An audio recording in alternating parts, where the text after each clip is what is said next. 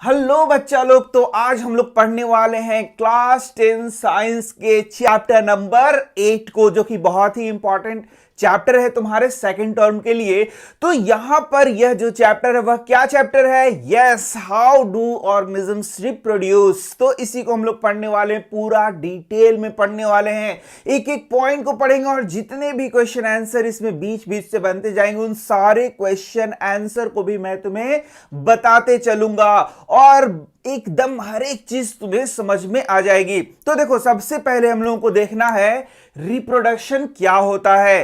तो बच्चे, तुम जानते हो कि जितने भी ऑर्गेनिजम्स होते हैं अपने ही जैसे ऑर्गेनिजम्स को क्या करते हैं? जन्म देते हैं, और उसे ही क्या कहते हैं? रिप्रोडक्शन कहते हैं। ये तुमने क्लास 8 में भी पढ़ रखा है। तो यहां देख सकते हो, reproduction is the process by which living organisms produce new organisms like themselves. तो अपने ही जैसे न्यू ऑर्गेनिजम्स को जब जन्म देते हैं तो हम लोग क्या कहते हैं? रिप्रोडक्शन। तो इसमें ज्यादा स्ट्रेस देने की बात नहीं है। जैसे कि तुम जानते हो, ह्यूमन का बच्चा क्या होगा? ह्यूमन ही होगा।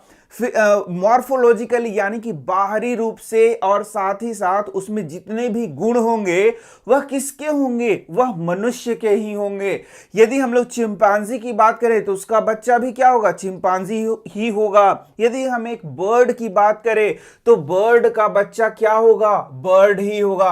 और यदि हम लोग बात करें एक प्लांट की यदि बात करें, जैसे कि मान लो ये मैंगो का ट्री है, तो इससे जो बीज होगा, इस बीज से भी मैंगो का ही पौधा और उसके बाद ट्री बनेगा उसी के तरह।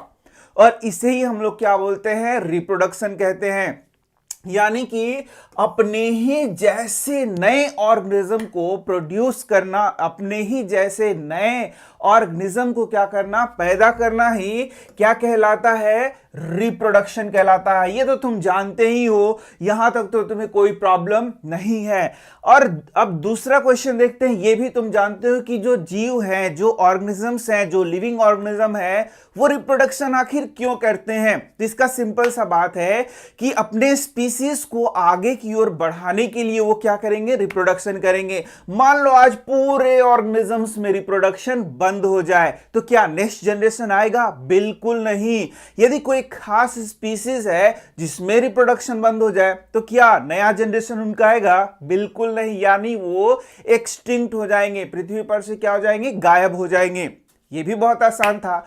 लेकिन अब एक नया क्वेश्चन आएगा, how is the organism produced in reproduction similar to the parent. जो ऑर्गेनिज्म रिप्रोडक्शन के दौरान बन रहा है वह उसके पेरेंट्स के जैसा कैसे बन रहा है?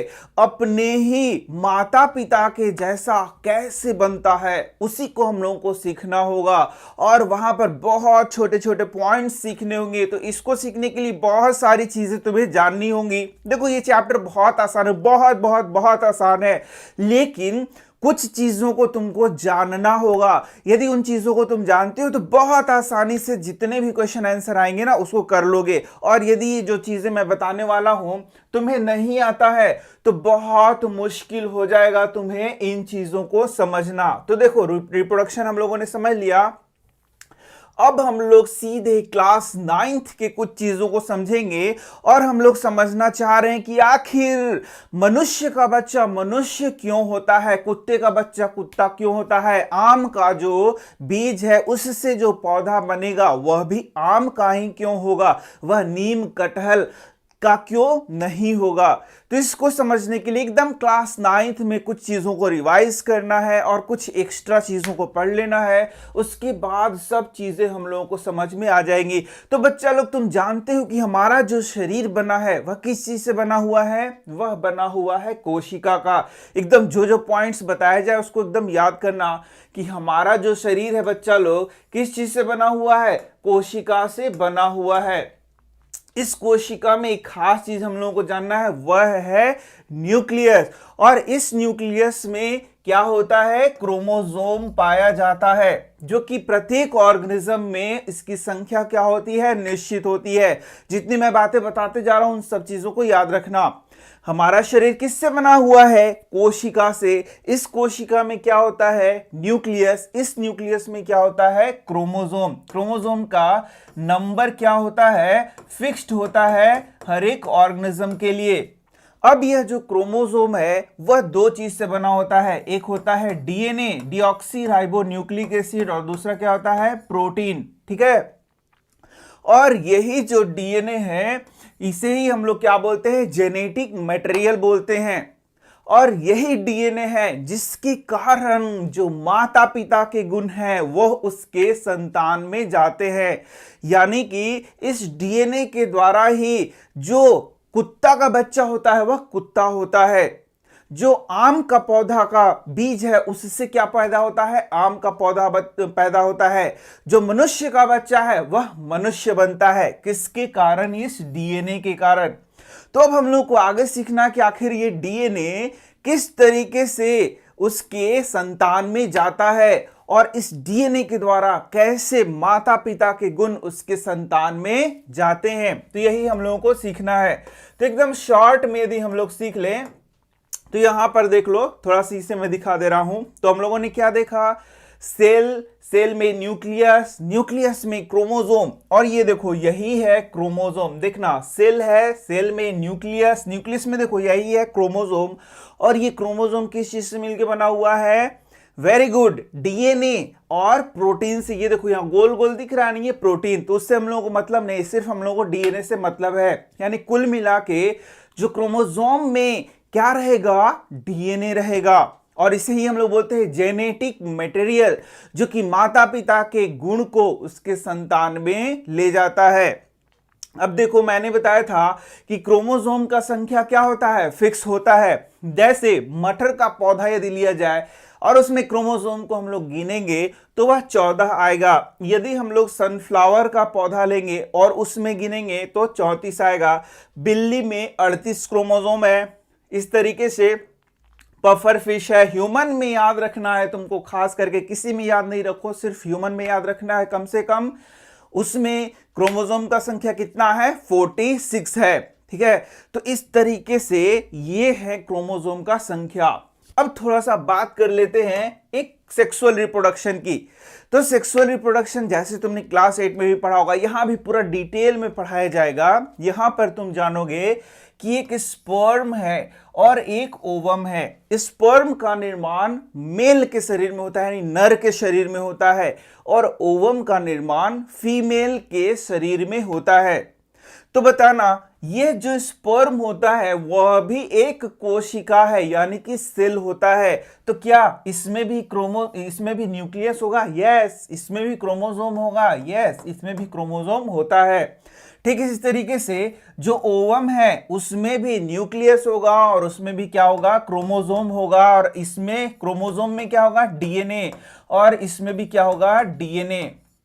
यानी ये क्या है? फादर से, और ये क्या हो गया? मदर। ठीक है।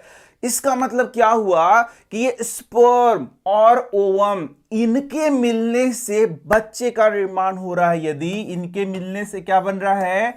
जाइगोट बन रहा है, जिससे कि बच्चे का निर्माण हो रहा है। तो जरा ध्यान से देखो, पिता से डीएनए आया या नहीं आया? बिल्कुल। और माता से भी क्या आ रहा है? डीएनए आ रहा है। और डीएनए किस चीज में आ रहा है? क्रोमोसोम में आ रहा है। यह भी बात याद रखना है। यानी माता पिता से उसके संतान में क्या आ रहा है? क्रोमोसोम। और इस क्रोमोसोम में क्या है? डीएनए। और इस डीएनए में ही माता पिता के गुण छुपे हुए हैं। और इसी कारण से यदि ये दोनों मेल और फीमेल डॉग हैं तो उनका बच्चा भी क्या होगा? डॉग होगा। यदि ये मेल और फीमेल ह्यूमन है तो इसका बच्चा भी क्या होगा? ह्यूमन होगा। यदि मेल और फीमेल आम का पौधा है तो बोलोगे आम का पौधा मेल और फीमेल कैसे है? तो वो बताऊंगा आगे तुमको। तो आम का पौधा तो एक ही रहेगा, लेकिन उसका जो फ्लावर होगा उसमें मेल भाग होगा, फीमेल भाग होगा। तो उसमें जब रिप्रोडक्शन होगा तो उससे भी जो बच्चा बनेगा, यानी कि उसका जो बीज बनेगा वह भी क्या होगा? आम का होगा। एक बात तो तुमने सीख लिया बिल्कुल कि माता पिता से उसके संतान में, उसके जो ऑफस्प्रिंग है, उसका जो बच्चा है, उसमें जो गुण आ रहा है, कैसे आ रहा है? क्रोमोसोम के थ्रू। और क्रोमोसोम में क्या है? डीएनए। अच्छा, तो कैसे आया? डीएनए के द्वारा। समझ में आया इतना बात? चलो अब आगे बढ़ते हैं। तो अभी तो बहुत छोटा छोटा बात हो रहा है, अभी और चीजों को तुमको सीखना है, बहुत सारे चीजों को। तो एक एक चीज को हम लोग सीखेंगे। देखो, यदि हम लोग ह्यूमन के क्रोमोसोम को देखें तो एक नजर मैं दिखा दे रहा हूं, ये देखो, यही है 46 ह्यूमन का क्रोमोसोम। 46 क्रोमोसोम ह्यूमन में दिख रहे हैं तुम्हें यहां पर, ठीक है। चलो अब हम लोग थोड़ा सा और आगे बढ़ते हैं। अब बात करते हैं कि भाई यहां पर जो पिता का डीएनए है और जो माता है उसका जो डीएनए है वह स्पर्म में या ओवम में कैसे आता है। तो इसके लिए हम लोगों को देखना होगा यहां पर, और इसको हम लोग बोलते हैं कोशिका विभाजन। क्या बोलते हैं बच्चा लोग? कोशिका विभाजन।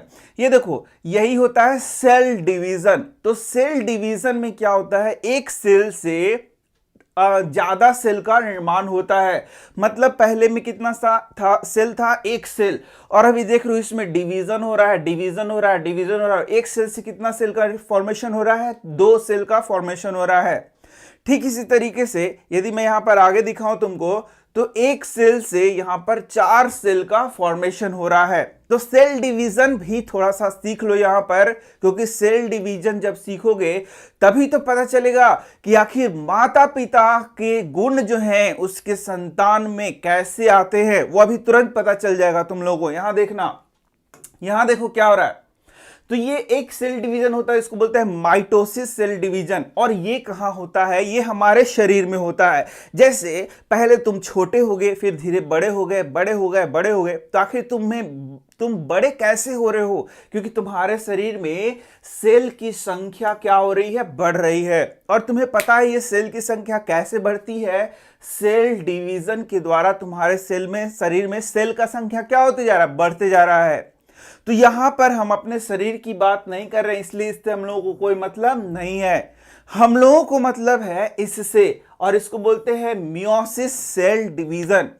तो जब ये सेल डिवीजन होता है तो इसी सेल डिवीजन के द्वारा हमारे शरीर में स्पर्म का निर्माण होता है, या फीमेल के शरीर में ओवम का निर्माण होता है। तो बहुत अच्छे से सीखना है, हमें सीखना है कि आखिर स्पर्म में डीएनए कैसे आ रहा है, और वह जो डीएनए है वह जो पेरेंट है, यानी कि जो मेल है, मान लो क्या है? मेल जो नर है उसी के जैसा डीएनए कैसे आ रहा है। यही तो हम लोगों को सीखना है। हम लोगों को क्या सीखना है कि यदि हमारा जो शरीर है उसमें जिस प्रकार का डीएनए है वैसा ही डीएनए स्पर्म में आ रहा है, तभी तो जो तुम्हारा ह्यूमन का बच्चा है वह क्या बन रहा है? ह्यूमन बन रहा है। तो मान लो ह्यूमन का बच्चा ह्यूमन बन रहा है, तो उसका जो स्पर्म है उसमें जो डीएनए आना चाहिए वह कैसे आना चाहिए? जैसा एक ह्यूमन के शरीर में डीएनए है वैसा ही डीएनए आना चाहिए। और उसे ही हम लोग क्या बोल रहे हैं? ब्लूप्रिंट बोल रहे हैं। क्या बोल रहे हैं? ब्लूप्रिंट। जरा ध्यान से समझो तुम लोग, जरा ध्यान से समझो। मैंने क्या बताया कि जो ह्यूमन है उसका बच्चा क्या होना चाहिए? ह्यूमन ही होना चाहिए। तो ह्यूमन का बच्चा ह्यूमन होगा तो कैसे बन रहा है? वह बन रहा है डीएनए के द्वारा। किसके द्वारा? डीएनए के द्वारा। इसका मतलब ह्यूमन का जो शरीर है उसका डीएनए एग्जैक्ट वैसा ही डीएनए किस में आना चाहिए? स्पर्म में आना चाहिए, तभी तो उसके स्पर्म से वो बच्चा बन रहा है। तो जैसा स्पर्म में डीएनए होगा उसी प्रकार का बच्चा बनेगा। यानी कि जो यहां पर जो डीएनए है वह कैसा होना चाहिए? माता पिता का जो शरीर है उसके जैसा ही डीएनए होना चाहिए, और उसे ही हम लोग क्या बोल रहे हैं? ब्लूप्रिंट बोल रहे हैं।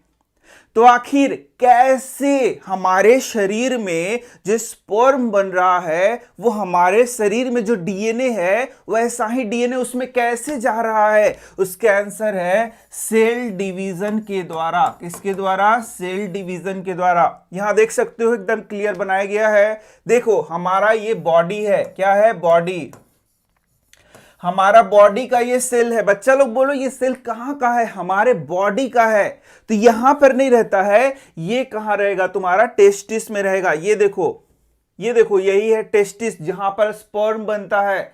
तो ये पिता है यानी कि फादर है, इसका शरीर से ही स्पर्म बन रहा है। फादर के शरीर में क्या बन रहा है? स्पर्म बन रहा है। तो फादर के शरीर में जो डीएनए है वैसा ही डीएनए इसका किस में जाना चाहिए? स्पर्म में भी क्या रहना चाहिए? वैसा ही डीएनए होना चाहिए। फादर के शरीर में जैसा डीएनए है वैसा ही डीएनए उसके स्पर्म जब बन रहा है तो उसमें भी होना चाहिए। तो भाई ये कैसे होता है? इसके लिए यहां थोड़ा सा और सीखना होगा और उसे ही बोलते हैं डीएनए का रेप्लिकेशन।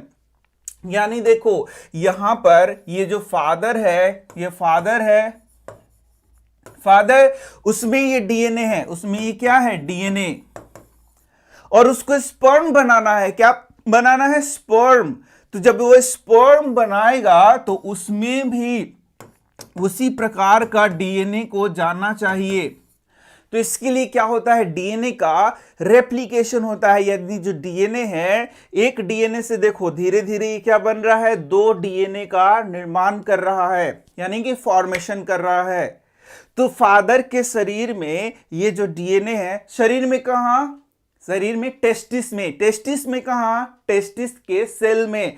तो टेस्टिस के सेल में ये देखो यहां डीएनए क्या हो रहा है? एक डीएनए से दो डीएनए बन रहा है। और जब ये डीएनए बनेगा तो यही क्या होगा? ये देखो यहां पर जो डीएनए था, यहां से डीएनए वो डिवाइड होगा और डिवाइड होते होते कहां चल जाएगा? यही स्पर्म है। यही क्या है बच्चा लोग? स्पर्म। तो ये जो डीएनए है यहां पर डिवाइड होगा और डिवाइड होकर के जितना भी स्पर्म है उसमें ये डीएनए क्या हो जाएगा? चला आएगा।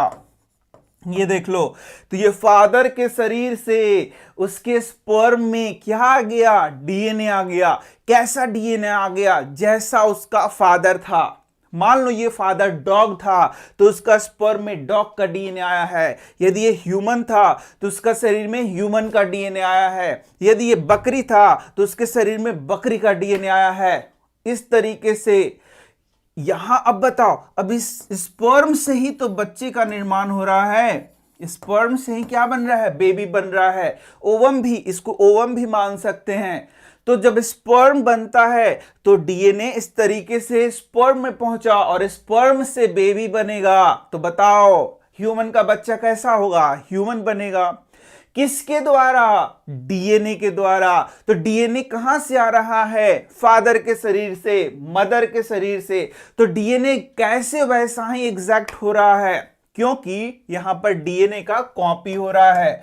डीएनए का क्या हो रहा है? कॉपी।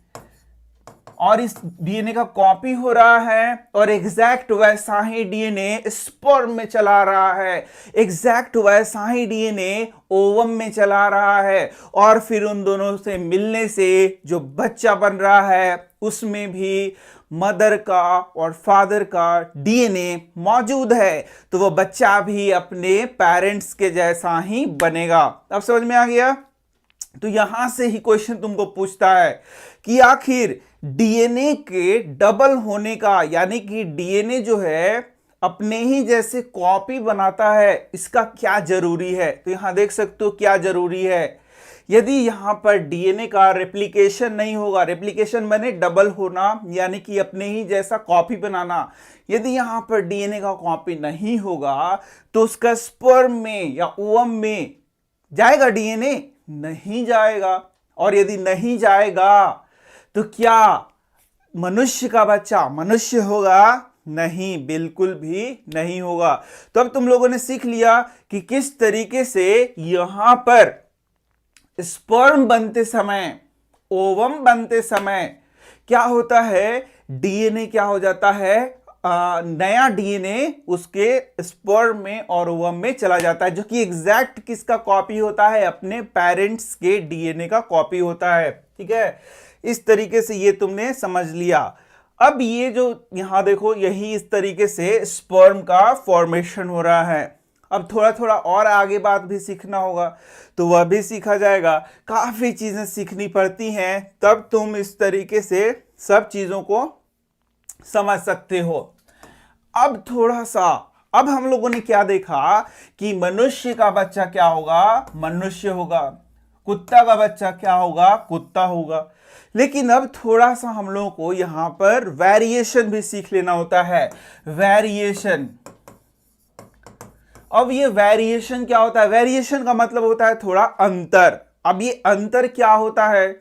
अंतर कुछ मामलों में जो वेरिएशन है बहुत माइन्यूट होता है। जैसे कि हमारे जो माता पिता है उससे हम क्या हैं, थोड़े से अलग हैं। मतलब रूप रंग में, थोड़ा स्वभाव में हम लोग क्या रहेंगे, अंतर होगा। माता पिता के एग्जैक्ट कॉपी हम लोग नहीं है, तो वह क्या हो गया, एक वेरिएशन हो गया। अब यहां पर कुछ वेरिएशन ऐसे हो सकते हैं जो कि ड्रास्टिक वेरिएशन कहे जाते हैं। जैसे कि जो मनुष्य का बच्चा हुआ वह मनुष्य का बच्चा है ही नहीं, वो अजीब टाइप का है। देख लो, यहां पर मैं दिखा रहा हूं तुम्हें चित्र, छोटा चित्र दिखा रहा हूं ताकि तुम्हें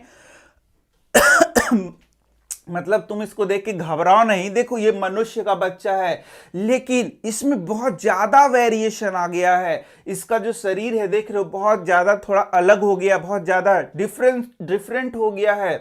एक और यहां मनुष्य के बच्चे को देख सकते हो, इसका शकल देखो, इसका हाथ देखो, इसका जीभ देखो, यहां पर त्वचा देख सकते हो, कान का शेप देख सकते हो। ये क्या है, काफी अलग है। तो ये भी क्या दिखा रहा है, एक वेरिएशन को दिखा रहा है। तो ये जो वेरिएशन है ये बहुत ज्यादा वेरिएशन है। जबकि हम लोग बोल रहे हैं कि जब भी सेक्सुअल रिप्रोडक्शन होता है तो कुछ ना कुछ वेरिएशन आता है जो कि बहुत माइन्यूट होता है। तो यहां पर अब देखो, तो बात तुम लोग सोचो कि भाई सर ये ऐसा क्यों हो गया, बच्चा तो नॉर्मल ह्यूमन का बच्चा ह्यूमन ही होना चाहिए था, लेकिन ये थोड़ा सा ह्यूमन ही है, लेकिन इसमें काफी बदलाव के शरीर में नॉर्मल ह्यूमन से थोड़ा सा क्या है, अलग है। आखिर ऐसा क्यों है, ऐसा तुम्हारे दिमाग में प्रश्न आ रहा होगा। तो सिंपल सा बात है, इसको समझने के लिए तुम्हें यहां पर क्रोमोसोम को थोड़ा सा देखना होगा। यहां देखो, यहां पर देख सकते हो कि यहां पर 3 क्रोमोसोम तुमको देखने को मिल रहा है, यानी कि यहां पर एक एक्स्ट्रा क्रोमोसोम होता है। यहां देखना, यहां पर जब देखोगे हम लोग क्रोमोसोम का संख्या को देखेंगे, तो ये देखो, ये क्रोमोसोम यहां देखना 1 2 3 4 5, इस तरीके से तुम देखोगे 22 जोड़ी क्रोमोसोम है, और एक एक्स और वाई क्रोमोसोम ये हमारे शरीर में पाया जाता है। तो ये नॉर्मल क्रोमोसोम का संख्या है। यदि ऐसा हो जाए कभी कि यहां पर क्रोमोसोम का संख्या क्या हो जाए, नंबर क्या हो जाए, बढ़ जाए, या क्रोमोसोम का नंबर क्या हो जाए, घट जाए, या जो क्रोमोसोम है कोई नॉर्मल क्रोमोसोम है उसमें कुछ परिवर्तन हो जाए, तो जो बच्चा बन रहा है ना उसमें वेरिएशन आ जाएगा, और जो नॉर्मल ह्यूमन है उससे वो काफी क्या हो जाएगा, अलग हो जाएगा। तो ये आ गया तुम्हारा वेरिएशन, इसी को कहते हैं वेरिएशन। तो इस तरीके से, और ये जो वेरिएशन है ये नॉर्मल वेरिएशन नहीं, ये ड्रास्टिक वेरिएशन हो जाएगा, यानी कि क्रोमोसोम का संख्या में बहुत ज्यादा बदलाव आ गया, तो वो जो बच्चा है वो फिर नॉर्मल नहीं होगा। तो यहां पर देख सकते हो 21 नंबर क्रोमोसोम में ये देखो, ये 2 दिख रहा है, यहां पर इस तरीके से यदि 3 हो जाएगा तो यहां पर क्या हो जाएगा, वेरिएशन आ जाएगा। ये 2 दिख रहा है ना, यहां पर यदि 3 क्रोमोसोम आ गया तो क्या हो गया, वेरिएशन हो गया। और ये जो बच्चा जो दिख रहा था लास्ट में, ये उसी का नतीजा है। इस तरीके से ये बच्चा देखने को तुम्हें यहां पर मिल जाएगा। देखो यहां पर ये 3 यहां पर क्रोमोसोम देखने को मिल रहा है। तो देखा तुमने, क्रोमोसोम का संख्या में यदि बदलाव हो जाएगा तो यहां पर क्या हो जाएगा, पूरा रूप रंग शेप क्या हो जाएगा, चेंज हो जाएगा। ठीक इसी तरीके से यदि डीएनए में कुछ गड़बड़ी हो जाए, जैसे मैंने क्या बताया, यहां डीएनए कॉपी हो रहा है, ये देखो, ये एक डीएनए से क्या हो रहा है, 2 डीएनए का निर्माण हो रहा है, यानी कि ये पिता का डीएनए है, इसी से स्पर्म बन रहा है, या फिर ये माता का डीएनए है, इसी से ओवम बन रहा है। तो वह डीएनए स्पर्म या ओवम में जा रहा है और उसी समय इस डीएनए में कुछ गड़बड़ी हो गया, यानी कि यहां डीएनए में कुछ बदलाव हो गया, तो भी जो बच्चा बन रहा है उसमें क्या आ जाएगा, वेरिएशन आएगा। तो यहां से 2 चीजें तो तुम लोगों ने सीख ली कि जो वेरिएशन है 2 प्रकार से यहां देखने को मिल सकता है। पहला क्या हो गया, तुम्हारा डीएनए में क्या हो गया, चेंज हो गया, कुछ क्या हो गया, बदलाव हो गया। और दूसरा तुमने देखा क्रोमोसोम का नंबर में बदलाव हो गया। इस तरीके से ये सिंपल सा 2 मैंने बताया, बहुत सारे अलग अलग तरीके हो सकते हैं जिससे कि क्या हो सकता है, वेरिएशन आ सकता है, बदलाव आ सकता है। ठीक इसी प्रकार से अब एक और छोटा सा चीज देख लो कि जब यहां देखो, जब यहां पर स्पर्म का निर्माण हो रहा होता है या फिर ओवम का निर्माण हो रहा होता है, तो यहीं पे क्या होता है, जेनेटिक रिकॉम्बिनेशन होता है, उससे भी क्या होता है, वेरिएशन आता है। और यहां पर ये जो वेरिएशन आता है जेनेटिक रिकॉम्बिनेशन के द्वारा, वह हमेशा देखा जाता है। जैसे कि हम लोग नॉर्मल हैं, हमारे माता पिता से हमारा जन्म हुआ है, लेकिन हमारे शरीर में भी जेनेटिक रिकॉम्बिनेशन के द्वारा कुछ ना कुछ वेरिएशन आया है, हमारे शरीर में भी वेरिएशन आया है। तो अब ये वेरिएशन अच्छा है कि खराब है, इस चीजों को हम लोग देखेंगे। तो जरा सा तुम बताओ, यह जो लास्ट वेरिएशन तुम्हें दिख रहा था, ये अच्छा है या खराब है? ये देखो, ये जो वेरिएशन है, ये कैसा वेरिएशन, अच्छा है कि खराब है? ये बिल्कुल भी खराब वेरिएशन है। लेकिन ये वेरिएशन हमेशा खराब नहीं होता है। जैसे हमारे शरीर में जो माता पिता से वेरिएशन आया है, क्या ये अच्छा है? बिल्कुल ये अच्छा होगा, और हमें क्या देता है, इन्वायरमेंट में जीने के लिए अडेप्टेशन देता है, जिससे कि हम लोग इन्वायरमेंट में, बदलते हुए इन्वायरमेंट में क्या करें, अपने आप को ढाल सकें। इसलिए वेरिएशन भी क्या होता है, बहुत ही जरूरी होता है। तो बस एक छोटी सी और बात मैं बता दे रहा हूं, उसके बाद हम लोग आगे बढ़ चलेंगे।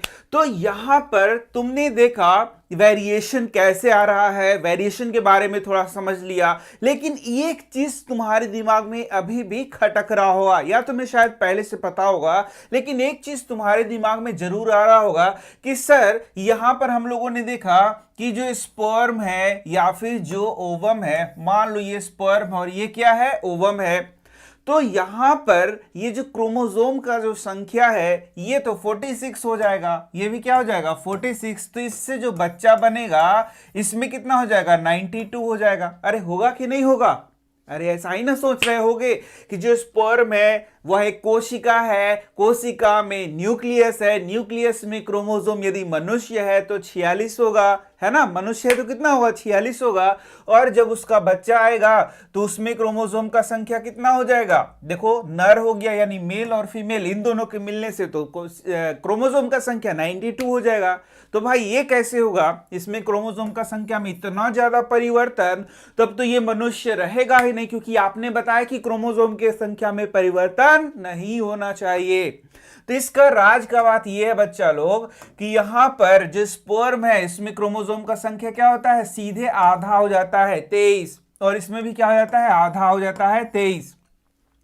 और इसके बाद जब ये मिलता है तो इससे जो बच्चा बनता है इसमें क्रोमोसोम का संख्या क्या हो जाएगा, 46। देखो 23 और 23 क्या होगा, 46 होगा। तो तुम बोलोगे भाई ये कैसे हो जा रहा है, जब माता पिता के शरीर में क्रोमोसोम का संख्या 46 है तो उसका बच्चा, उसका जो स्पर्म बना या ओवम बना उसमें क्रोमोसोम का संख्या 23 क्यों हो गया, ऐसा कैसे हो गया? तो यहीं पर राज का बात आता है, इसी को बोलते हैं मियोसिस, मियोसिस सेल डिवीजन। यहां पर जब मियोसिस सेल डिवीजन होता है तो यहां क्रोमोसोम का संख्या क्या हो जाता है, आधा हो जाता है, ठीक है। और यह सिर्फ और सिर्फ मियोसिस सेल डिवीजन कहां होता है, जर्म सेल में होता है, जहां पर क्या होता है, स्पर्म का निर्माण होगा या फिर क्या होगा, ओवम का निर्माण होगा। तो यहां पर यही तुमने देखा था कि ये देखो जब मियोसिस था, मैंने क्या बताया कि माइटोसिस अभी हम लोग को कोई लेना देना नहीं, हम लोग को पढ़ना है मियोसिस। तो मियोसिस में क्या हुआ, मियोसिस में जब स्पर्म बन रहा है या मान लो ओवम बन रहा है, तो क्रोमोसोम का संख्या क्या हो जाता है, क्रोमोसोम का संख्या क्या हो जाता है, हाफ हो जाता है, यानी कि आधा हो जाता है। यदि ये 46 है तो यहां क्या हो जाएगा, 23 हो जाएगा। यदि यहां मटर का पौधा है 14 है तो यहां पर क्या हो जाएगा, 7 हो जाएगा। ठीक है, और इसके बाद यदि ये दोनों मिलेंगे यानी कि मेल और फीमेल मिलेगा तो वापस से क्रोमोसोम संख्या क्या हो जाएगा, अपने पेरेंट्स के ही जैसा हो जाता है। तो यहां तक तुमने सारी बातें सीख ली। अब मैं क्या करूंगा, अब एक एक चीज को पढ़ पढ़ के हर एक चीज को तुम्हें बता दे रहा हूं, और फिर तुम्हें कोई भी परेशानी नहीं होगी। तो चलो अब हम लोग एक एक चीज को देखते हैं और एक एक चीज को बेहतरीन ढंग से पढ़ते हैं और तुम्हें सब चीजों को समझाने का कोशिश करता हूं। तो यहां पर let's see how one DNA is formed from another. तो ये सब मैंने पढ़ा दिया ना, अभी तो बताया कि कैसे एक डीएनए से दो डीएनए का निर्माण होता है। तो आंसर क्या है, डीएनए रेप्लिकेशन। डीएनए रेप्लिकेशन के द्वारा देख सकते हो कि जो एक डीएनए था उससे दो डीएनए बनता है, और यही जो डीएनए है पेरेंट्स से उसके स्पर्म में और किस में आता है, ओवम में आ जाता है। एग्जैक्ट वैसा ही, जिसके कारण उसका जो बच्चा है वह भी उसी के जैसा होता है। किसके कारण, डीएनए के कारण। ठीक है, तो ये हो गया तुम्हारा। The process of making DNA occurs only during cell division. ये सारा चीज तुमने पढ़ लिया कि जब डीएनए से डीएनए का निर्माण हो रहा है तो कैसे हो रहा है, सेल डिवीजन के दौरान हो रहा है, यानी कि जब एक सेल से दूसरे सेल का निर्माण हो रहा है तब ये ऐसा होता है। When two cells are formed from one cell at the same time another DNA is formed from one DNA, यानी एक जब सेल से और सेल का निर्माण होता है तो उस समय ही डीएनए का संख्या क्या हो जाता है, डबल हो जाता है। ठीक है, दस DNA is present in both the new sales. तो यहां पर जो नया सेल बनेगा उसमें भी डीएनए क्या होगा, चला जाएगा। वेरिएशन इन डीएनए रेप्लिकेशन, तो मैंने बताया था कि जो वेरिएशन, देखो वेरिएशन के बारे में मैंने बताया कि वेरिएशन कब कब आ सकता है। तो सबसे पहला चीज बताया था कि जब क्रोमोसोम का नंबर में परिवर्तन आ जाए तब वेरिएशन आ सकता है, या डीएनए में कुछ रेप्लिकेशन के समय बदलाव आ जाए तब वेरिएशन आ सकता है। और एक और चीज बताया था, डीएनए रिकॉम्बिनेशन के समय भी क्या आता है, वेरिएशन आता है। चलो तो अब एनसीईआरटी के बहुत सारे पॉइंट्स को यहां पर हम लोग पढ़ लेते हैं और उसको समझ लेते हैं। अब मुझे उम्मीद है कि तुम्हें पूरा चीज खुद से ही समझ में आ जाएगा, क्योंकि काफी चीजें मैंने तुम्हें बता दी हैं। During DNA replication some variations come during that time, this variations can be less और इट कैन बी मोर। तो मैंने क्या बताया, जब एक डीएनए से दूसरे डीएनए का निर्माण हो रहा होगा उसी समय काफी वेरिएशन आ सकते हैं। यह वेरिएशन बहुत कम भी हो सकता है और बहुत ज्यादा भी हो सकता है।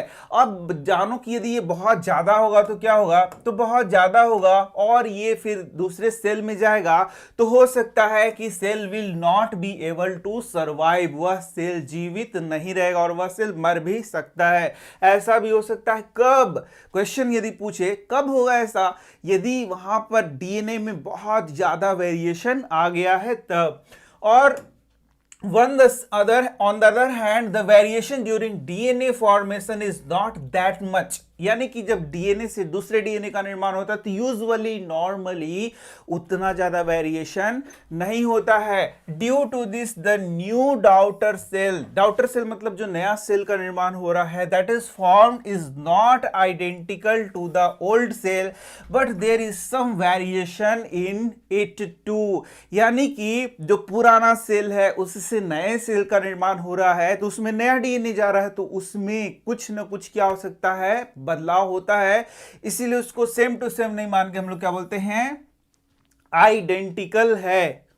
This diversity forms the basis of biological evolution, और यही क्या होता है, बायोलॉजिकल इवोल्यूशन के लिए बेस का काम करता है। कौन सा चीज, यस, वेरिएशन। तो ये वेरिएशन बहुत ही इंपॉर्टेंस रखता है और पूछेगा कि what are the importance of variation, variation का इंपॉर्टेंस क्या है। तो इसी को मैंने बताया था कि मान लो वातावरण में या पर्यावरण में या इन्वायरमेंट में धीरे धीरे क्या हो रहा है, चेंजेस आ रहा है। और हमारा जो न्यू जनरेशन है, वो एकदम है इसी तरीके से रहे, उसमें कोई भी वेरिएशन नहीं आए। तो क्या वो जीवित रह सकता है? इसका उत्तर है नहीं।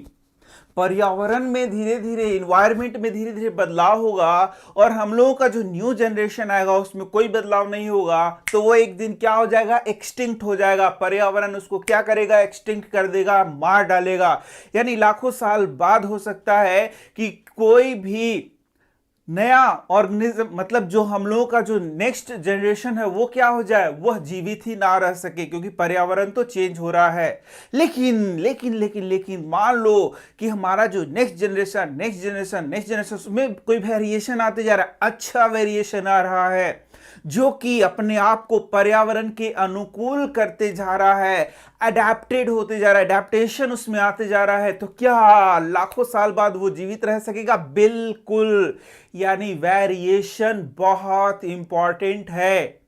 तुम खुद ही देख लो, पहले का जमाना, नॉर्मली बात कर रहा हूं सामाजिक परिस्थितियों में, कि सामाजिक परिस्थितियों में जो पुराने जमाने के लोग थे वो काफी अलग थे और आज के लोग काफी अलग हैं। तो क्या उनमें बदलाव आते गया? यस, जो लोग अडेप्टेड हो गए तो वो समाज में बहुत खुशहाल रह सकते हैं, लेकिन जो लोग एकदम अड़ियल हैं कि मैं धोती कुर्ता ही पहनूंगा और कुछ भी नहीं पहनूंगा, उसी को पहन के स्कूल जाऊंगा, तो क्या उसको स्कूल में एंट्री होगा धोती कुर्ता पहन करके? नहीं, उस बच्चे को एंट्री नहीं दिया जाएगा। लेकिन यदि वो अडेप्टेड हो गया है कि चलो भाई स्कूल में जाना है तो अच्छा फॉर्मल ड्रेस ही पहन के जाना है, तो वो आसानी से जा सकता है।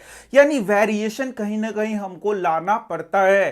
तो हमारे शरीर में भी धीरे धीरे वेरिएशन यदि आते जाए तो नेचर के प्रति वो क्या होगा, अडेप्टेड हो जाएगा और बदलते पर्यावरण में वो आसानी से जी सकेगा। इसीलिए वेरिएशन क्या है, बहुत बहुत बहुत जरूरी है। तो अब थोड़ा नॉर्मल बात को पढ़ लेते। तो नॉर्मल बात क्या कहता है, during reproduction the quality of parent is passed on to its progeny through DNA.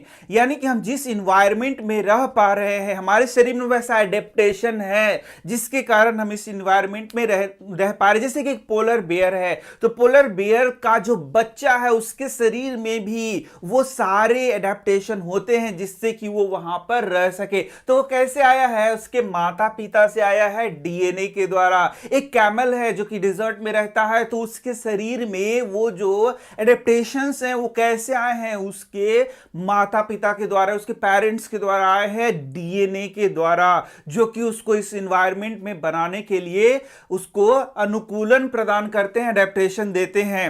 लेकिन भाई ये हमेशा ऐसा थोड़े ही है कि जो तुम्हारा पर्यावरण है वो ऐसा फिक्स्ड है, वो ऐसा फिक्स्ड तो नहीं है, उसमें भी चेंजेस आते जाएंगे। तो वही बोल रहा है, but we know that the environment is changeable. Environment क्या है, चेंजेबल है। इन्वायरमेंट फिक्स तो नहीं है कि लाखों करोड़ों साल तक बस एक ही रहेगा, वहां का टेम्परेचर में बदलाव होगा ही नहीं, ऐसा तो नहीं है। जरूर होगा वहां बदलाव, या तो कम होगा या तो अधिक होगा। और जो वहां के निवासी हैं, वहां के ऑर्गेनिज्म है, उनके शरीर में एकदम कोई परिवर्तन हो ही ना, एकदम फिक्स्ड करके बैठा है कि मैं अपने आप को बदलूंगा ही नहीं। तो क्या वो उस इन्वायरमेंट में आगे भविष्य में जीने लायक होगा? नहीं, इन्वायरमेंट उसको एकदम सफाया कर देगा। और उसी को हम लोग नेचुरल सिलेक्शन के नाम से भी जानते हैं, याद रखो, आगे के चैप्टर्स में हम लोगों को पढ़ना होता है। तो यहां देख सकते हो, जैसे कि बोल रहा है warming of the earth, change of water level.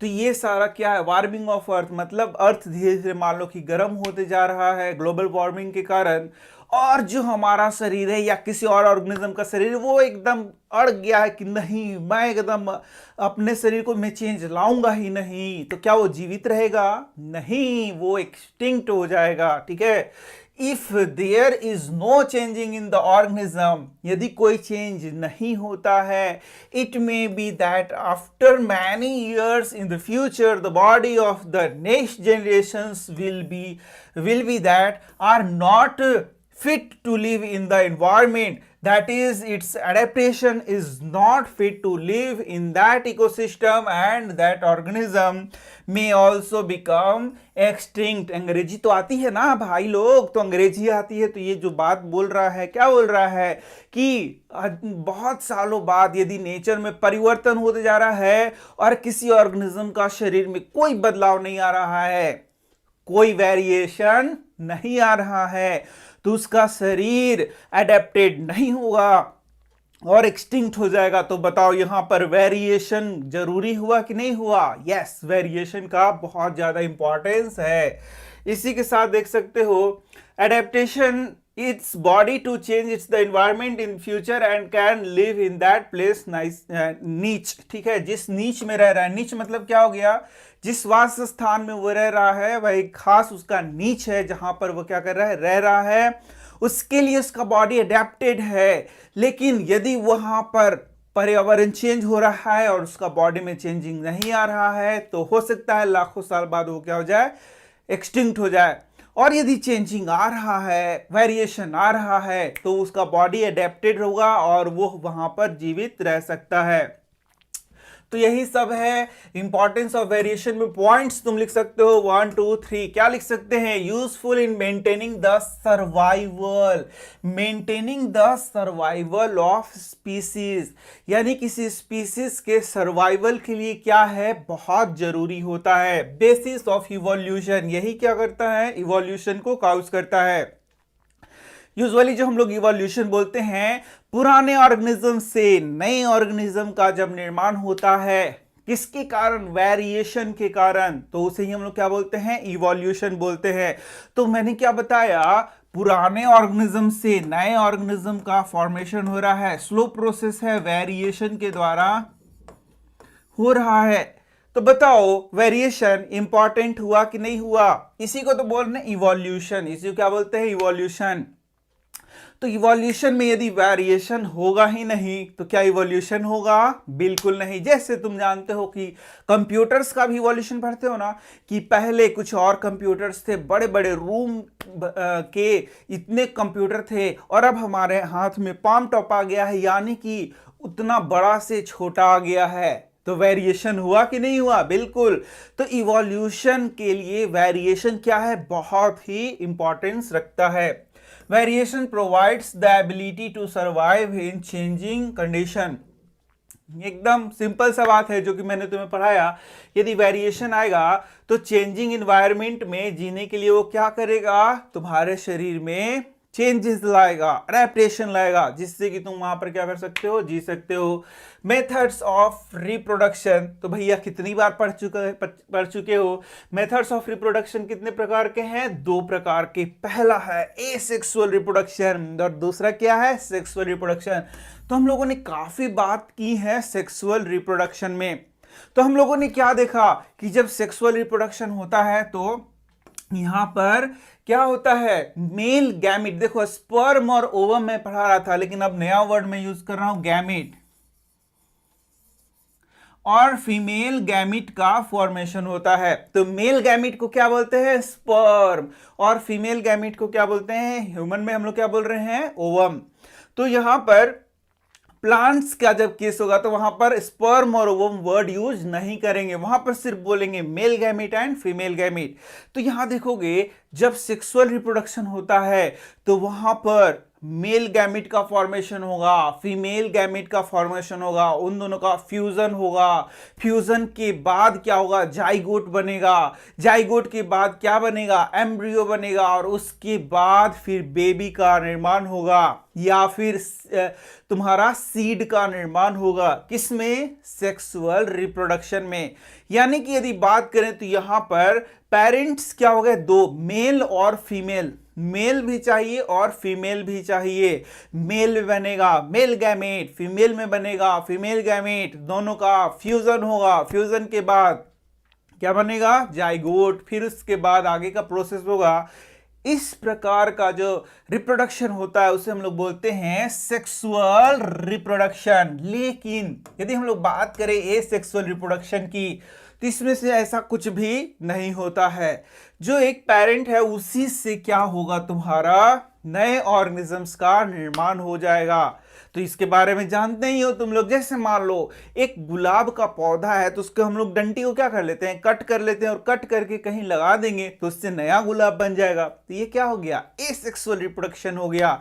अब जो एसेक्सुअल रिप्रोडक्शन है इसका बहुत सारा टाइप्स है, इसी को हम लोगों को क्या कर लेना है, यहां पर पढ़ लेना है। तो देखो यहां पर अब क्वेश्चन तुम्हारा एग्जाम में आते जाएगा और तुमको इसको एग्जाम में लिखना पड़ेगा।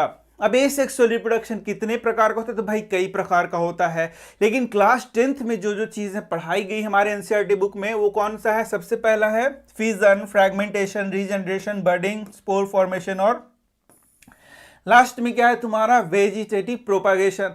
तो मैं तो एकदम कॉन्फिडेंस से कह रहा हूं तुम्हें ये सब आता ही होगा, लेकिन हम लोग यदि पढ़ रहे तो सब चीजों को हम लोग पढ़ते चलेंगे। चलो देखो सबसे पहले क्या है, फिजन। तो फिजन देख सकते हो, दिस एसेक्सुअल रिप्रोडक्शन, ये जो प्रोसेस ऑफ एसेक्सुअल रिप्रोडक्शन है, occurs in single celled organisms in which a cell divides into 2 और मोर डॉटर सेल। तो ऐसा एसेक्सुअल रिप्रोडक्शन जिसमें जो सेल होता है, कोशिका होता है, दो या दो से अधिक भागों में बट करके नए ऑर्गेनिजम्स का निर्माण करता है, और उसे ही क्या बोलते हैं, उसे ही बोलते हैं हम लोग फिजन। अब ये फिजन दो प्रकार का होगा, एक होगा बाइनरी फिजन और दूसरा क्या होगा, मल्टीपल फिजन। और ये तुम्हारे एग्जाम का VVI क्वेश्चन आता है। क्या होता है, बहुत सिंपल सा बात है, फिजन में पहला क्या हो गया, बाइनरी, और दूसरा मल्टीपल। तो क्वेश्चन पूछेगा बाइनरी फिजन और मल्टीपल फिजन में क्या करिए, डिफरेंस करिए। अरे भाई इतना आसान क्वेश्चन है, भारी है क्या, मुझे उम्मीद है तुम्हें याद भी होगा। तो बाइनरी फिजन में क्या होगा, एक सेल से दो सेल का निर्माण होगा, और मल्टीपल फिजन में क्या होगा, एक सेल से कई सेल का, बहुत सारे सेल्स का निर्माण होगा। ये तुम्हारे यूजुअली फेवरेबल कंडीशन में होता है, यदि जब पानी वानी हवा सब चीज बढ़िया मिले, नमी मॉइस्चर, तो वहां होगा, और खाना पीना भी मिले। जबकि मल्टीपल फिजन क्या होता है, एडवर्स कंडीशन में होता है। ठीक है, इस मल्टीपल फिजन में आगे पढ़ोगे कि सिस्ट का निर्माण होता है, फॉर्मेशन होता है। बाइनरी फिजन में सिस्ट का फॉर्मेशन नहीं होता है। और फिर एक दो एग्जांपल यहां पर दे सकते हो, बस तुम्हारा कंप्लीट हो गया आंसर, और 2 मार्क्स में 2 मार्क्स फुल मिल जाएगा। तो एकदम इसको याद कर लेना, बहुत इंपॉर्टेंट है। यहां देख लो, अब देखो यहां पर तुमको क्या कर लेना है, एग्जाम्पल्स याद कर लेना है। एग्जाम्पल से यहां पर क्वेश्चन आएगा, जैसे कि अमीबा हो गया, लिश्मानिया हो गया, ये क्या करते हैं, बाइनरी फिजन। और बाइनरी फिजन हम लोगों ने क्या देखा कि एक सेल से दो सेल का निर्माण होता है। यहां देख लो, जैसे देखो यही है अमीबा। तो अमीबा में किसी भी प्लेन में यहां डिवीजन होगा, और एक अमीबा से क्या हो रहा है, दो अमीबा में का निर्माण हो रहा है। तो बताओ क्या हुआ, बाइनरी फिजन हुआ या मल्टीपल फिजन हुआ? यस, वेरी गुड, ये क्या हो गया, बाइनरी फिजन हो गया। यहां पर खास बात यह कि अमीबा में ये जो डिवीजन हो रहा है वो किसी भी प्लेन में हो रहा है, लेकिन आगे हम लोग देखते हैं कि कुछ ऐसे भी ऑर्गेनिज्म होते हैं जिसमें खास प्लेन में डिवीजन होता है, जैसे कि लिश्मानिया यहां पर दिया हुआ है, देख लो यहां पर दिया हुआ है। लिश्मानिया में many bacteria and protozoa simply split into 2 equal halves during cell division. In amoeba the splitting of 2 cells during division can takes place in any plane. यहां देखना, अमीबा में जो सेल डिवीजन के द्वारा, अच्छा ये बाइनरी फिजन कैसे हो रहा है, सेल डिवीजन, सिंपली ये सेल डिवीजन हो रहा है, और एक कोशिका से दो कोशिका यानी एक सेल से दो सेल में फॉर्मेशन हो रहा है। जबकि लिश्मानिया में देखोगे एकदम खास प्लेन में यहां देखो डिवीजन हो रहा है, और इस तरीके से एक लिश्मानिया से दो लिश्मानिया का फॉर्मेशन हो रहा है। तो ये जो बाइनरी फिजन है ये भी दो प्रकार का हो गया। ये जब डिवीजन होता है किसी भी प्लेन में, और डिवीजन होता है किसी खास प्लेन में, तो इस तरीके से ये भी देख सकते हो। दूसरा क्या है बच्चा लोग, multiple fission. In this method the organism divides into many daughter cells simultaneously, which is called multiple fission. इसी को क्या बोलते हैं, मल्टीपल फिजन।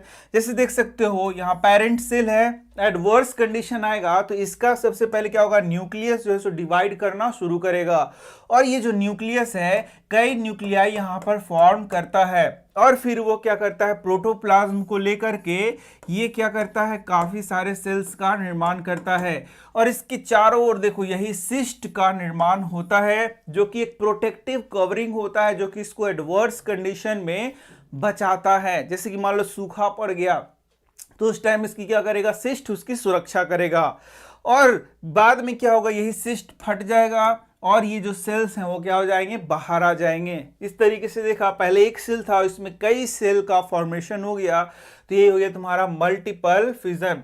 तो बाइनरी फिजन और मल्टीपल फिजन ये हो गया इसका अंतर। ये सुधार करो, व्हाट इज दिस, सुधार करो। चलो यहां देखना, फ्रैगमेंटेशन। दूसरा क्या है बच्चा लोग, फ्रैगमेंटेशन। अब देखो, in this method of reproduction multi cellular organisms which is simple structure. अब देखो जो ये फिजन हो रहा है, फ्रैगमेंटेशन हो रहा है, ये मल्टी सेलुलर ऑर्गेनिज्म में हो रहा है, लेकिन जिसका बॉडी डिजाइन क्या है, सिंपल है। जैसे हम लोग भी क्या है, हम लोग भी मल्टी सेलुलर ऑर्गेनिज्म है, लेकिन हमारा जो बॉडी स्ट्रक्चर है वह सेल से टिश्यू से ऑर्गन से ऑर्गन सिस्टम, फिर हमारा बॉडी बना हुआ है।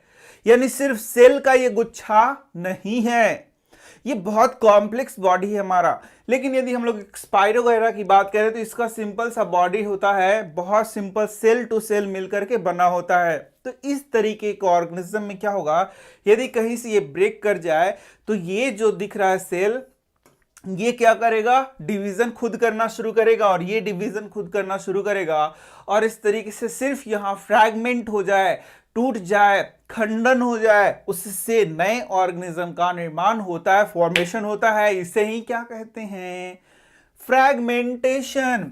और ये क्या है, बहुत ही ये सिंपल और मल्टी सेलुलर ऑर्गेनिज्म में होता है। तो याद कर लो, सिंपल मल्टी सेलुलर ऑर्गेनिजम्स में क्या होता है, फ्रैगमेंटेशन होता है। अब यहां से क्वेश्चन पूछ सकता है, जो मैंने बता दिया कि यहां पर जो रिप्रोडक्शन फ्रैगमेंटेशन के होता है वो मल्टी सेलुलर ऑर्गेनिज्म, जो कॉम्प्लेक्स बॉडी डिजाइन के मल्टी सेलुलर ऑर्गेनिजम्स हैं, उसमें फ्रैगमेंटेशन क्यों नहीं होता है।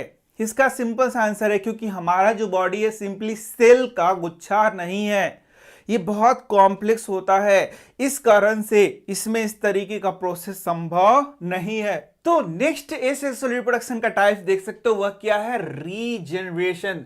तो यहां पर जैसे कि तुम्हें पता होगा रीजनरेशन क्या होता है, कोई ऑर्गेनिज्म है अपने बॉडी पार्ट्स, नए नए बॉडी पार्ट्स बना ले रहा है, टिश्यू बना ले रहा है, ऑर्गन बना ले रहा है, उसे ही हम लोग क्या बोलते हैं, रीजनरेशन। जैसे तुमने देखा होगा एक छिपकली है, उसका पूंछ कट जाता है तो वापस से वहां से पूंछ उग जाता है, वह क्या हो गया, रीजनरेशन हो गया। जैसे कि बहुत नए नए टिश्यूज का बनाने ना भी क्या होता है, रीजनरेशन होता है। लेकिन कुछ ऑर्गेनिजम्स ऐसे होते हैं जो कि बॉडी पार्ट्स से पूरा होल ऑर्गेनिजम्स को ही बना देते हैं। जैसे यहां देख सकते हो, ये है प्लेनेरिया, इसके पूरे बॉडी में जो स्टेम सेल्स हैं वो क्या होते हैं, डिस्ट्रीब्यूटेड होते हैं। तो यदि इसको काटा जाए तो ये देख सकते हो, यहां से नया ऑर्गेनिज्म बन गया, यहां से भी नया ऑर्गेनिज्म बन गया, यानी पूरा होल बॉडी ही बन जाता है।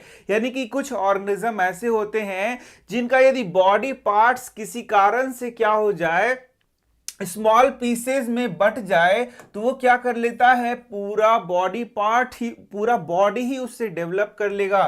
Then each piece develop into a new organism, नया ऑर्गेनिज्म ही बना लेता है, और इसे क्या बोलते हैं, रीजनरेशन बोलते हैं। तो यहां पर तुम्हारे लिए खास बात है, वह क्या है, वह है एग्जाम्पल, जैसे हाइड्रा हो गया और प्लेनेरिया हो गया, एकदम याद कर लेना। डायरेक्ट क्वेश्चन पूछ सकता है कि हाइड्रा में और प्लेनेरिया में रिप्रोडक्शन कैसे होगा, एसेक्सुअल रिप्रोडक्शन कैसे होगा?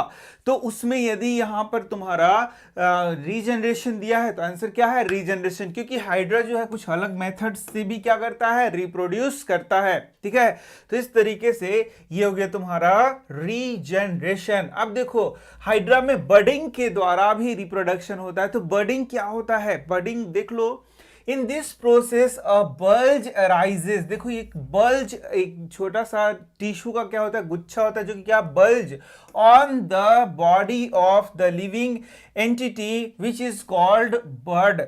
तो क्या होता है, कोई कोई जो लिविंग ऑर्गेनिज्म होता है उसमें देखोगे कि एक बल्ज टाइप का यहां निकल रहा है इस तरीके से, जैसे यहां पर है, यहां पर एक बल्ज टाइप का निकल रहा है जो कि क्या कहलाता है? बड कहलाता है। और जब ये क्या होता है? बड़ा हो जाता है तो यहां से ये डिटैच्ड हो जाएगा इसके बॉडी से और फिर ये नया ऑर्गेनिज्म बन जाएगा। तो यहां पर देख सकते हो इसी को क्या बोलते हैं? This process of asexual reproduction is called as budding. Very good. तो यहां पर देख सकते हो एग्जांपल में क्या हो गया? हाइड्रा हो गया और ईस्ट हो गया। तो यही देख सकते हो ईस्ट में बडिंग को दिखाया गया और यह है हाइड्रा, इसमें बडिंग को दिखाया गया है। इसके बाद आ जाता है स्पोर फॉर्मेशन। ये भी बहुत इंपॉर्टेंट है और इससे भी एग्जाम में क्वेश्चन पूछे जाते हैं। जैसे कि कुछ फंजाई, जैसे राइजोपस का एग्जाम्पल यहां पर दिया हुआ है, तो उसमें क्या होता है? उसका जो प्लांट बॉडी है उससे एक विशेष रिप्रोडक्टिव स्ट्रक्चर का निर्माण होगा और इसमें क्या होता है? स्पोर्स का फॉर्मेशन होता है। जिस तरीके से सीड्स जानते हो ना, सीड होते हैं, सीड को बोया जाता है तो फिर पौधे उगते हैं, ठीक इसी तरीके से इसमें क्या होता है? स्पोर होता है, जो कि सीड जैसा एकदम बिल्कुल भी नहीं होता है, लेकिन इसमें किस चीज का प्रोडक्शन होता है? स्पोर्स का फॉर्मेशन होता है। और जब ये क्या होता है? जर्मिनेट होगा, तो जर्मिनेट होकर के वापस से नए प्लांट बॉडी का निर्माण करेगा, या बोलेंगे यदि ये राइजोपस है तो राइजोपस का निर्माण करेगा। और ढेर सारे इस तरीके से ऑर्गेनिजम्स होते हैं, फंजाई होते हैं, जिसमें स्पोर के द्वारा क्या होता है? रिप्रोडक्शन होता है। तो काफी चीजों को यहां समझना होगा। सबसे पहले देख लो, ये जो फंजाई है इसका प्लांट बॉडी का बात करें तो ये इस तरीके से धागे नुमा संरचना से बनता है, जिसे बोलते हैं हाइफी। क्या बोलते हैं? हाइफी। इसका जो शरीर है वह धागे नुमा संरचना से बनता है, फिलामेंटस स्ट्रक्चर से बनता है, जिसको हम लोग बोलते हैं हाइफी। और उसका जो उलझा हुआ जाल होता है उसको बोलते हैं माइसीलियम। क्या बोलते हैं? माइसीलियम। और उसी में एक क्या होता है? रिप्रोडक्टिव स्ट्रक्चर ऐसे बनता है, ठीक है, जिसको हम लोग क्या बोलेंगे? उसी को हम लोग बोलेंगे स्पोरेंजियोफोर। और उसी स्पोरेंजियोफोर में क्या हो जाएगा? स्पोरेंजिया हो जाएगा। और उसी स्पोरेंजिया में क्या बनता है? स्पोर का निर्माण होता है। देखा तुमने, ये हो जाएगा स्पोरेंजियोफोर, उसमें हो जाएगा स्पोरेंजिया, उसमें क्या हो जाएगा? स्पोर का फॉर्मेशन होगा। और यही स्पोर जब डेवलप जर्मिनेट करता है तो वो क्या होता है? नए नए फिर इस तरीके से फंजाई का फॉर्मेशन करेगा उसी प्रकार के। तो यही है तुम्हारा, यही है स्पोर फॉर्मेशन। अब देखो स्पोर्स क्या होते हैं? स्पोर्स होते हैं तुम्हारा ये यूनिसेलुलर होते हैं, जो कि क्या होते हैं? न्यूक्लिएटेड होते हैं, और उनके ऊपर क्या होता है? थिक कवरिंग होता है, जिससे कि ये क्या होता है? आसानी से, एक तो हल्का होता है तो एक जगह से दूसरे जगह आसानी से जा सकता है, और एडवर्स कंडीशन में भी ये क्या होता है? जीवित होता है। तो इस कारण से जो स्पोर फॉर्मेशन है बहुत फायदेमंद होता है इस तरीके के ऑर्गेनिजम्स के लिए, जिससे कि ये क्या करे? रिप्रोड्यूस कर सके। क्योंकि ये जो स्पोर्स हैं काफी देर तक वायबल होंगे, काफी दूर तक चले जाएंगे, और ये क्या करेंगे? जब तुम्हारा अच्छा कंडीशन आएगा, फेवरेबल कंडीशन आएगा, तो ये क्या होते हैं? जर्मिनेट करके फिर से नए प्लांट्स को बना देते हैं। अब हम लोग देखेंगे अपना वेजिटेटिव प्रोपागेशन। जी हाँ, वेजिटेटिव प्रोपागेशन। तो सबसे पहले हम लोग यदि प्लांट की बात करें तो प्लांट में दो प्रकार के भागों को तुम लोगों को पढ़ना है। पहला होता है तुम्हारा वेजिटेटिव पार्ट। वेजिटेटिव पार्ट में क्या हो गया, रूट हो गया, स्टेम हो गया, लीफ हो गया, इस तरीके से बर्ड्स भी आ जाते हैं। लेकिन सिर्फ तीन की यदि बात करें तो जड़ हो गया, तना हो गया, पत्तियां हो गई, इनको हम लोग बोलेंगे वेजिटेटिव पार्ट। जबकि जो फ्लावर हो गया उसको हम लोग बोलते हैं रिप्रोडक्टिव पार्ट। और हम लोग को दोनों से ही यहां पर क्या करना है, रिप्रोडक्शन को देखना है कि कैसे रिप्रोडक्शन होता है। तो जो वेजिटेटिव पार्ट है इससे एसेक्सुअल रिप्रोडक्शन होगा, और जो रिप्रोडक्टिव पार्ट है उससे हमारा सेक्सुअल रिप्रोडक्शन इन फ्लावर्स वो भी पढ़ना है, दोनों चीज पढ़ना है। तो वेजिटेटिव रिप्रोडक्शन जो कि प्लांट्स में होता है उसको बोलते हैं वेजिटेटिव प्रोपागेशन, यानी कि जो वेजिटेटिव पार्ट्स से रिप्रोडक्शन होगा। कैसा रिप्रोडक्शन, एसेक्सुअल रिप्रोडक्शन, उसी को बोलते हैं वेजिटेटिव प्रोपागेशन। तो वह कैसे कैसे हो सकता है, रूट से हो सकता है। तुम बोलोगे हाँ रूट से नया पौधा बन जाएगा, बिल्कुल नया पौधा बन जाएगा। स्टेम से नया पौधा बन जाएगा। अरे भाई तुम लगा चुकी हो, तुमने देखा होगा जो उड़हल होता है उसका डंठल को काट कर लगाते हैं तो उससे नया पौधा बनता है या नहीं बनता है। तो कैसे बना, स्टेम से बना। ठीक इसी तरीके से जो गन्ना है उसका स्टेम काट करके लगाते हैं या नहीं लगाते हैं। ठीक इसी तरीके से गुलाब का स्टेम लगाते हैं कि नहीं लगाते हैं। वो सब क्या हो गया, स्टेम के द्वारा प्रोपागेट कर रहे हैं। ठीक इसी प्रकार से लीफ के द्वारा भी रिप्रोडक्शन होता है। तो ये है कुछ उदाहरण। अब यहां पर इसको अच्छे से समझ लेते हैं। तो यहां पर हम लोग क्या पढ़ रहे हैं, वेजिटेटिव प्रोपागेशन। तो वेजिटेटिव पार्ट्स तुम लोगों ने समझ लिया, रूट्स हो गया, स्टेम्स हो गया, लीव्स हो गया, ये सब क्या है, वेजिटेटिव पार्ट है। जबकि सेक्सुअल पार्ट क्या हो गया, फ्लावर। तो अब हम लोग देखते हैं वेजिटेटिव प्रोपागेशन कैसे कैसे होता है। तो वेजिटेटिव प्रोपागेशन तुम देख सकते हो दो तरीके से होता है, एक होता है नेचुरल और दूसरा होता है आर्टिफिशियल। तो नेचुरल देखो, नेचुरल सीधे सीधा है कि स्टेम से, रूट से होगा, स्टेम से होगा, लीव्स से होगा नेचुरली। तो उसको हम लोग क्या बोलेंगे, नेचुरल वेजिटेटिव प्रोपागेशन। जैसे देख सकते हो, तुम सबसे पहला उदाहरण देख सकते हो रूट के द्वारा। तो रूट के द्वारा जैसे कि यहां देख सकते हो तुम, ये देखो रूट के द्वारा क्या हो गया तुम्हारा, पहला हो गया तुम्हारा शकरकंद। शकरकंद में क्या हो सकता है, जिसको हम लोग बोलेंगे स्वीट पोटैटो, या फिर कैरेट, जानते हो कैरेट मतलब गाजर, उसमें उसको काट करके यदि तुम लगा दो तो ये सब क्या है, ये सब रूट, हम लोग ये सब रूट है। जैसे कि जो तुम्हारा मूली है वह भी क्या है, रूट है, वो स्टेम नहीं है। और उसको जब लगा दिया जाएगा तो उससे देखोगे नए पौधे बनते हैं। तो ये क्या हो गया तुम्हारा, रूट के द्वारा वेजिटेटिव प्रोपागेशन। ठीक इसी तरीके से जो तुम्हारा पोटैटो है, जिंजर है, वो क्या है, वो तो जमीन के अंदर रहता है, वो क्या है, बिल्कुल वो स्टेम है। क्या है, पोटैटो स्टेम है। तुम बोलोगे पोटैटो स्टेम है, ये क्या पढ़ा रहे सर, नहीं जी बिल्कुल पोटैटो स्टेम है। देखो यहाँ पर उसको हम लोग बोलते हैं मॉडिफाइड स्टेम। ये देखो जो पोटैटो में इस तरीके से स्केल रहता है ना, इसको स्केली लीफ बोलते हैं। ये जो आई होता है पोटैटो में, इसको नोड बोलते हैं। इसके बीच की दूरी को इंटर नोड बोलते हैं। इसीलिए पोटैटो को हम लोग बोलते हैं मॉडिफाइड स्टेम। जिंजर को भी क्या बोलते हैं, मॉडिफाइड स्टेम। इस तरीके से प्याज को भी क्या बोलते हैं, मॉडिफाइड स्टेम। ये तुमने नहीं जानते होगे तो जान जाओ। इसके बाद तो उससे भी क्या होता है, रिप्रोडक्शन होता है। इसके बाद जो VVI क्वेश्चन आएगा तुम्हारा ब्रायोफिल्म से आएगा। और ये जो लीव्स होता है ब्रायोफिल्म का, देख सकते हो ये जो है, इसी से बहुत सारे इस तरीके से बर्ड्स निकलते हैं, जो कि बाद में क्या होता है, ये हर एक क्या करेगा, एक एक पौधे का निर्माण कर लेता है। ये तुम्हारे घरों में भी होगा, तुम देख सकते हो। इसको हिंदी में बोलते हैं पत्थर चट्टा। अब इसके बाद आ गया तुम्हारा आर्टिफिशियली। तो आर्टिफिशियली तुम जानते हो, पहला तो मैंने बता दिया कटिंग के द्वारा। यहां पर इसके जैसे गुलाब है उसको कट करके लगा देंगे तो नया उसमें रूट्स वगैरह आ जाएगा, नया पौधा बन जाएगा। तो ये हो गया कटिंग। फिर हो गया तुम्हारा दूसरा लेयरिंग, दिखा रहे हैं लेयरिंग। देखो क्या हुआ, लेयरिंग में यहां पर काटना नहीं है, बल्कि इसी के डंठल को इस तरीके से लगा देना है और इसमें क्या आ जाएगा, रूट्स आ जाएगा। अब इसको यहां से काट करके इसको लगा दो तो ये किस में हो जाएगा तुम्हारा, बहुत सारा, जैसे जास्मिन का एग्जाम्पल दिया है तुम्हारे बुक में, उसको लिख सकते हो। इसके बाद आता है तुम्हारा ग्राफ्टिंग। तो ग्राफ्टिंग बहुत विस्तृत चीज होता है, जो जिसमें क्या होता है, एक होता है स्टॉक और दूसरा क्या होता है, साइयन। यहाँ पर एक जो भाग होता है वो जमीन में लगा होगा, इस तरीके से जड़ उसका लगा होगा, उसको बोलते हैं स्टॉक। अब क्या करते हैं, उसी प्रजाति का दूसरा पौधा को लाएंगे, उसको कट करके और उसको फिर यहाँ पर हम लोग लगा देते हैं ऊपर।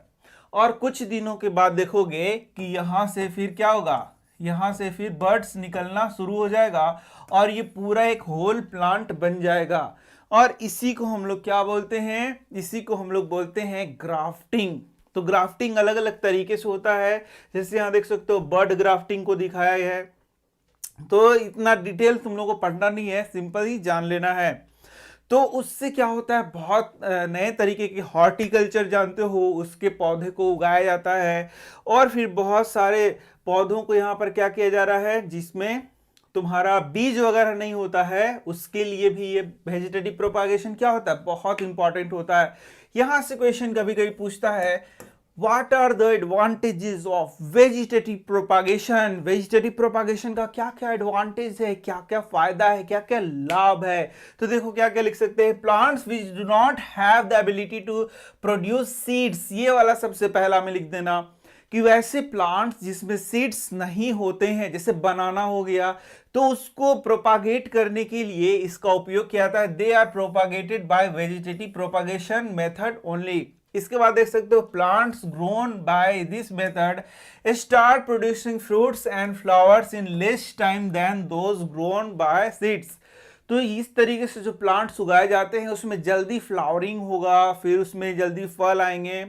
These plants are genetically identical to the parent। इस तरीके से यहाँ पर क्या होता है, क्लोन्स का निर्माण होता है, क्लोन्स का फॉर्मेशन होता है, ये भी पॉइंट लिख सकते हो। It is a cheap and easy way to grow plants. और साथ ही साथ इसमें बहुत ज्यादा अमाउंट पर पौधों को उगाया जा सकता है बहुत शॉर्ट पीरियड ऑफ टाइम में। बनाना, रोज, मैंगो, शुगर केन और मतलब और भी बहुत सारे पौधे हैं जिनको इस तरीके से उगाया जा रहा है। तो इस तरीके से ये क्या था, ये था तुम्हारा एसेक्सुअल रिप्रोडक्शन। तो हम लोगों ने एसेक्सुअल रिप्रोडक्शन बहुत अच्छे से पढ़ लिया। तो इसके बाद क्या आएगा, बिल्कुल सेक्सुअल रिप्रोडक्शन। तो सेक्सुअल रिप्रोडक्शन हम लोगों ने शुरू में ही देख लिया था कि सेक्सुअल रिप्रोडक्शन किसे कहेंगे, the method of reproduction in which both sexes that is male and female participate, यानी कि नर और मादा दोनों जब भाग लेंगे रिप्रोडक्शन के लिए, तो उसे ही हम लोग क्या कहेंगे, बिल्कुल सही, सेक्सुअल रिप्रोडक्शन। तो ये इसका परिभाषा तुमसे नहीं पूछा जाएगा, डेफिनेशन नहीं पूछा जाएगा, लेकिन काफी चीजें यहां पर तुमको सीखना पड़ेगा, जो कि कुछ चीजें मैंने तुम्हें सिखाया भी है। और the method of reproduction in which sex cells और gametes of one parent fuses with sex cell और gamete of another parent and then zygote is formed. और उस जाइगोट से क्या बनेगा, यस, एम्ब्रियो बनेगा, उससे बेबी बनेगा। तो इस प्रकार का यदि प्रोसेस होगा उसे ही हम लोग क्या बोलेंगे, उसे हम लोग बोलेंगे सेक्सुअल रिप्रोडक्शन। तो सेक्सुअल रिप्रोडक्शन में कुछ टर्म्स हैं। सबसे पहला आ गया तुम्हारा मेल गैमीट, जिसको हम लोगों ने ह्यूमंस में क्या बोला था, स्पर्म। और फीमेल गैमीट जिसको हम लोगों ने ह्यूमंस में क्या बोला था, यस, ओवम। क्योंकि ह्यूमन का पढ़ना इसलिए मैं ह्यूमन बता रहा हूं। तो यहां पर मेल गैमीट हो गया, फीमेल गैमीट हो गया। जैसे प्लांट के केस में यहां पर हम लोग सीधे सीधे क्या बोलते हैं, मेल गैमीट और फीमेल गैमीट कहते हैं। तो ये क्या होता है, अरे भाई यही वह सेल है जो कि फ्यूज करेगा तो जाइगोट का निर्माण करेगा और उससे फिर बेबी का फॉर्मेशन होगा। तो जब जनरेटिव सेल, क्या ये जनरेटिव सेल है, produced in the body of male is called male gamete. तो मेल के शरीर में जो गैमिट का फॉर्मेशन हो रहा है, जिस जर्मिनेटिव सेल का फॉर्मेशन हो रहा है, उसे हम लोग क्या बोल रहे हैं, स्पर्म। ठीक इसी तरीके से फीमेल के बॉडी में जो जनरेटिव सेल बन रहा है उसे हम लोग क्या बोल रहे हैं, फीमेल गैमिट बोल रहे हैं। अब मैंने क्या बताया था, मेल गैमीट और फीमेल गैमीट जब आपस में फ्यूज करते हैं, मिलते हैं, सिनगैमी होता है, उसे ही हम लोग क्या बोलते हैं, फर्टिलाइजेशन बोलते हैं। That is called as fertilization. तो वर्ड एक याद रखना होगा, द यूनियन या फ्यूजन, क्या बोलते हैं, fusion of gametes. Fusion of gametes, कौन कौन से gametes, male gamete and female gamete. So the fusion of male gamete and female gamete is termed as fertilization. इसे हम लोग क्या बोलते हैं, फर्टिलाइजेशन बोलते हैं।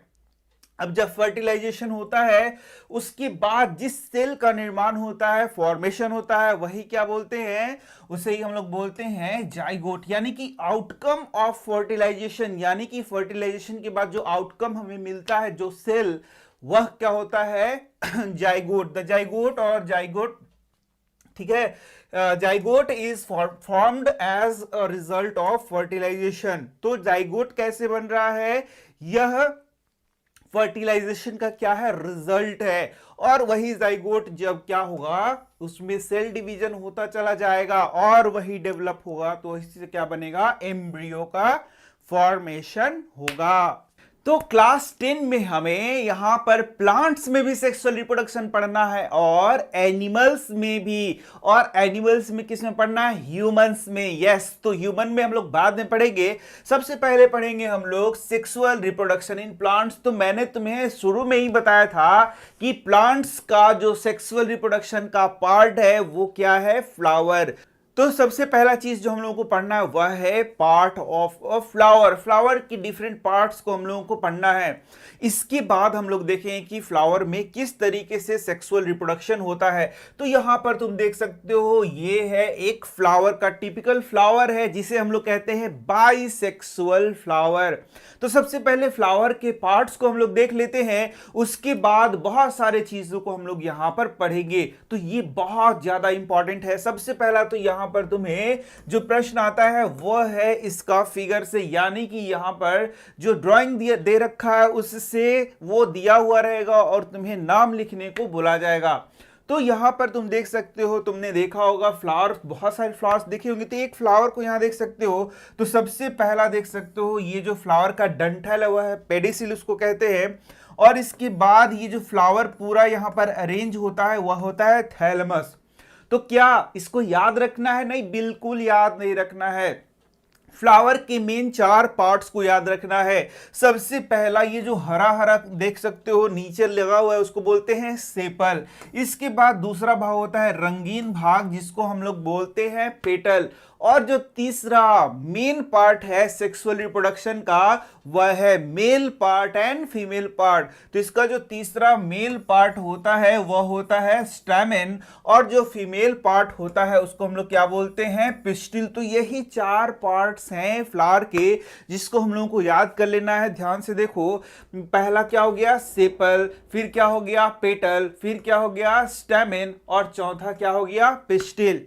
अब ध्यान से देखो, जो तुम्हारा स्टैमेन है वह होता है मेल पार्ट यानी कि नर भाग। तो यही है स्टैमेन जो कि नर भाग होता है, मेल पार्ट होता है फ्लावर का। और तो फीमेल पार्ट कौन होता है, फीमेल पार्ट का नाम क्या है, पिस्टिल है। ठीक है, अब यही 4 पार्ट्स में हम लोग अलग अलग पार्ट्स को थोड़ा थोड़ा करके देख लेते हैं। तो जब फ्लावर बड़ अवस्था में होता है, बड में होता है, तो ये सेपल क्या करता है, उसका सुरक्षा करता है। फिर यहां देख सकते हो जो पेटल होता है वो रंग बिरंगे कलर्स का होता है। वो क्या करता है, वो डिफरेंट काइंड्स के जो इंसेक्ट्स हैं उसको क्या करता है, अट्रैक्ट करता है, जिससे कि फिर पॉलिनेशन हो सके। तो भला पॉलिनेशन क्या है वह भी हम लोग पढ़ेंगे, लेकिन अभी जो मेन पार्ट है वह है स्टैमेन और दूसरा क्या है तुम्हारा, पिस्टिल। इसके बारे में हम लोग देख लेते हैं। तो अब देखिए जरा स्टैमेन के कौन कौन से पार्ट्स हैं। तो तुम देख सकते हो यहां पर, यदि हम लोग स्टैमेन के भाग को देखेंगे तो ये देख लो, स्टैमेन में हम लोगों का 2 भाग आ जाएगा। इस तरीके से यदि स्टैमेन को बनाएंगे तो इसमें 2 भाग आएगा। पहला जो भाग है इसको बोलते हैं फिलामेंट, यहां तुम देख सकते हो, और दूसरा यहां पर क्या है, एंथर। यस, ये क्या है, एंथर। अब बच्चा लोग, इसी एंथर में क्या बनता है, पॉलिन ग्रेन्स। क्या बनते हैं, पॉलिन ग्रेन्स का निर्माण होता है। और उसी पॉलन ग्रेन में फिर मेल गैमिट का निर्माण होता है। क्या बनता है? Male gamete. देखा तुमने, ये मेल गैमिट नर भाग में क्या बनता है? मेल गैमिट ही तो बनता है। तो यहां पर देख सकते हो, यही है हमारा स्टैमेन। स्टैमेन में ये जो दिख रहा है इसे हम लोग बोलेंगे क्या? फिलामेंट। और ये होगा एंथर। एंथर में बनेगा पॉलन ग्रेन, और पॉलन ग्रेन में ही क्या बनता है? मेल गैमिट का फॉर्मेशन होता है। अब चलो जरा फीमेल पार्ट को देख लेते हैं। तो यदि हम लोग फीमेल पार्ट को देखेंगे तो फीमेल पार्ट यहां देख सकते हो, ये है हमारा फीमेल पार्ट।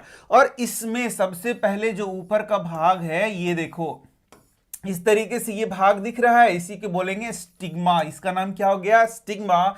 और ये वाला जो भाग दिख रहा है, इस भाग को बोलते हैं स्टाइल। और नीचे दिख रहा है ये वाला जो भाग दिख रहा है पोर्शन, इसको बोलते हैं ओवरी। और इसी ओवरी में रहता है बच्चा लोग ओव्यूल। क्या रहता है? ओव्यूल। तो यही बस 4 नाम तुमको याद कर लेना है। स्टिग्मा हो गया, स्टाइल हो गया, फिर तुम्हारा ओवरी हो गया, ठीक है। और ओवरी के अंदर क्या हो जाएगा? ओव्यूल हो जाएगा। अब ये जो ओव्यूल है, इसी में एग का निर्माण होता है। यहीं पर क्या होता है? एग होता है। क्या होता है बच्चा लोग? एग होता है, ठीक है। तो मैंने भी क्या तुम्हें सिखाया था, इस तरीके से यदि हम लोग यहां पर मेल भाग बना दें तो मेल भाग में क्या हो गया? ये हो गया एंथर। एंथर में ही क्या होगा? पॉलन ग्रेन होगा। और पॉलन ग्रेन देखो इस तरीके से यहां पर आता है, और जब पॉलन ग्रेन आएगा तो वो पॉलन ग्रेन जर्मिनेट करेगा और इस तरीके से आगे की ओर आएगा और यहां पर जाएगा। पॉलन ग्रेन यहां पर आया ना, तो इस तरीके से जर्मिनेट करते हुए आगे की ओर जाएगा और पॉलन ट्यूब बनाता हुआ आगे की ओर जाता है। और बताओ इसमें क्या बनेगा? मेल गैमिट बनेगा। और यहां पर क्या है? Female gamete. मेल गैमिट मैंने पढ़ाया ना, मेल गैमिट यानी कि नर युग्मक मेल गैमिट बनेगा, और ये हो गया फीमेल गैमिट। और दोनों मिलेंगे, फ्यूजन होगा, और फ्यूजन के बाद क्या होगा? जाइगोट का फॉर्मेशन होगा।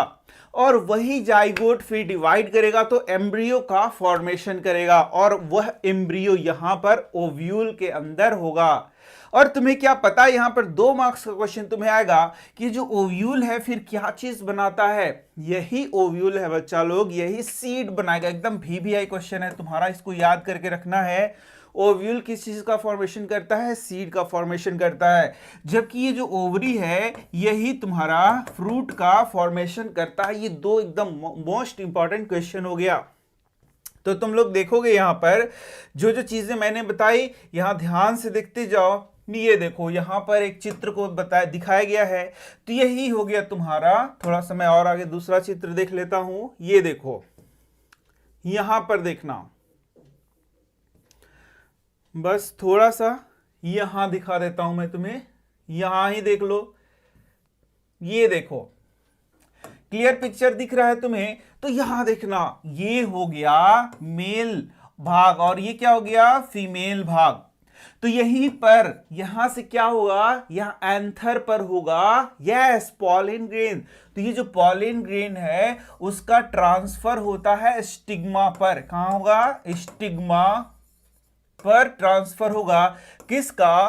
पॉलन ग्रेन्स का, ठीक है। तो पॉलन ग्रेन्स का ट्रांसफर होगा एंथर से स्टिग्मा पर, और इसी प्रोसेस को हम लोग क्या बोलते हैं? पॉलिनेशन बोलते हैं। यहां से एक और क्वेश्चन तुम्हारा आता है कि पॉलिनेशन किसे कहते हैं? तो हम लोग को एक वर्ड याद रखना होता है, ट्रांसफर ऑफ।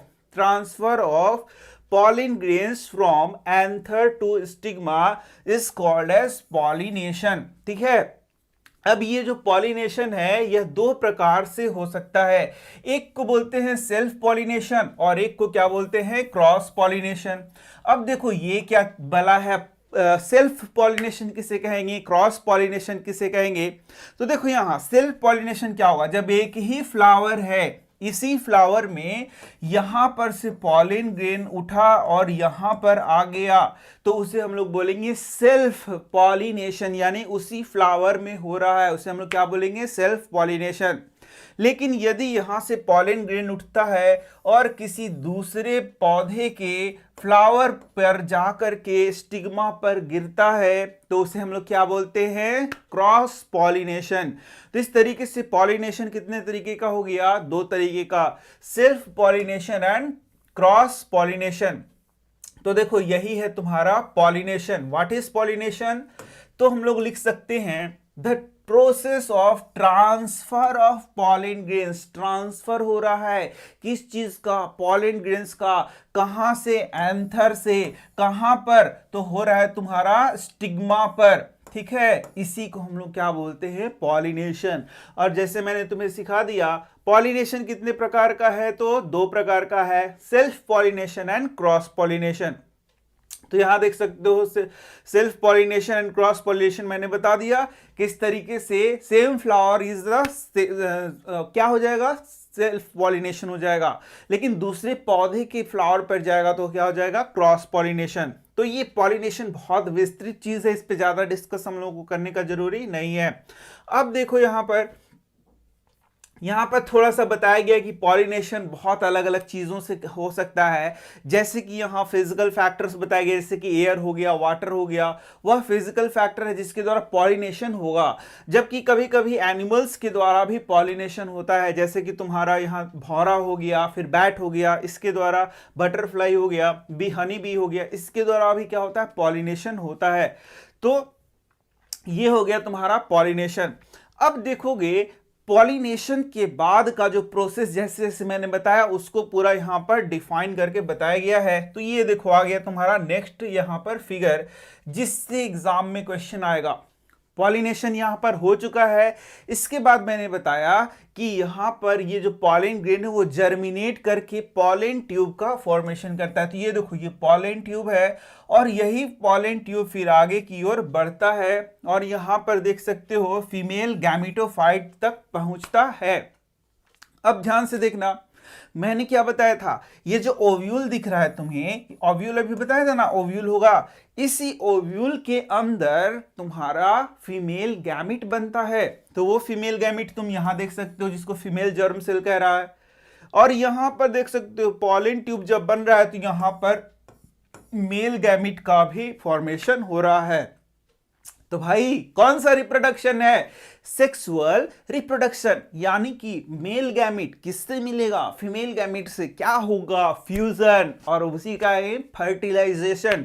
तो यानी कि यहां पर अब मेल गैमिट और फीमेल गैमिट मिलकर के फर्टिलाइज होगा और यहां पर क्या बनेगा, जाइगोट, यानी यहीं पर बनेगा तुम्हारा जाइगोट। अब ये जाइगोट ही डेवलप होकर के क्या बनाएगा, एम्ब्रियो, और यही फिर किस में रहेगा, एम्ब्रियो यहां पर सीड में रहेगा। ये पूरा क्या हो गया बच्चा लोग, सीड हो गया।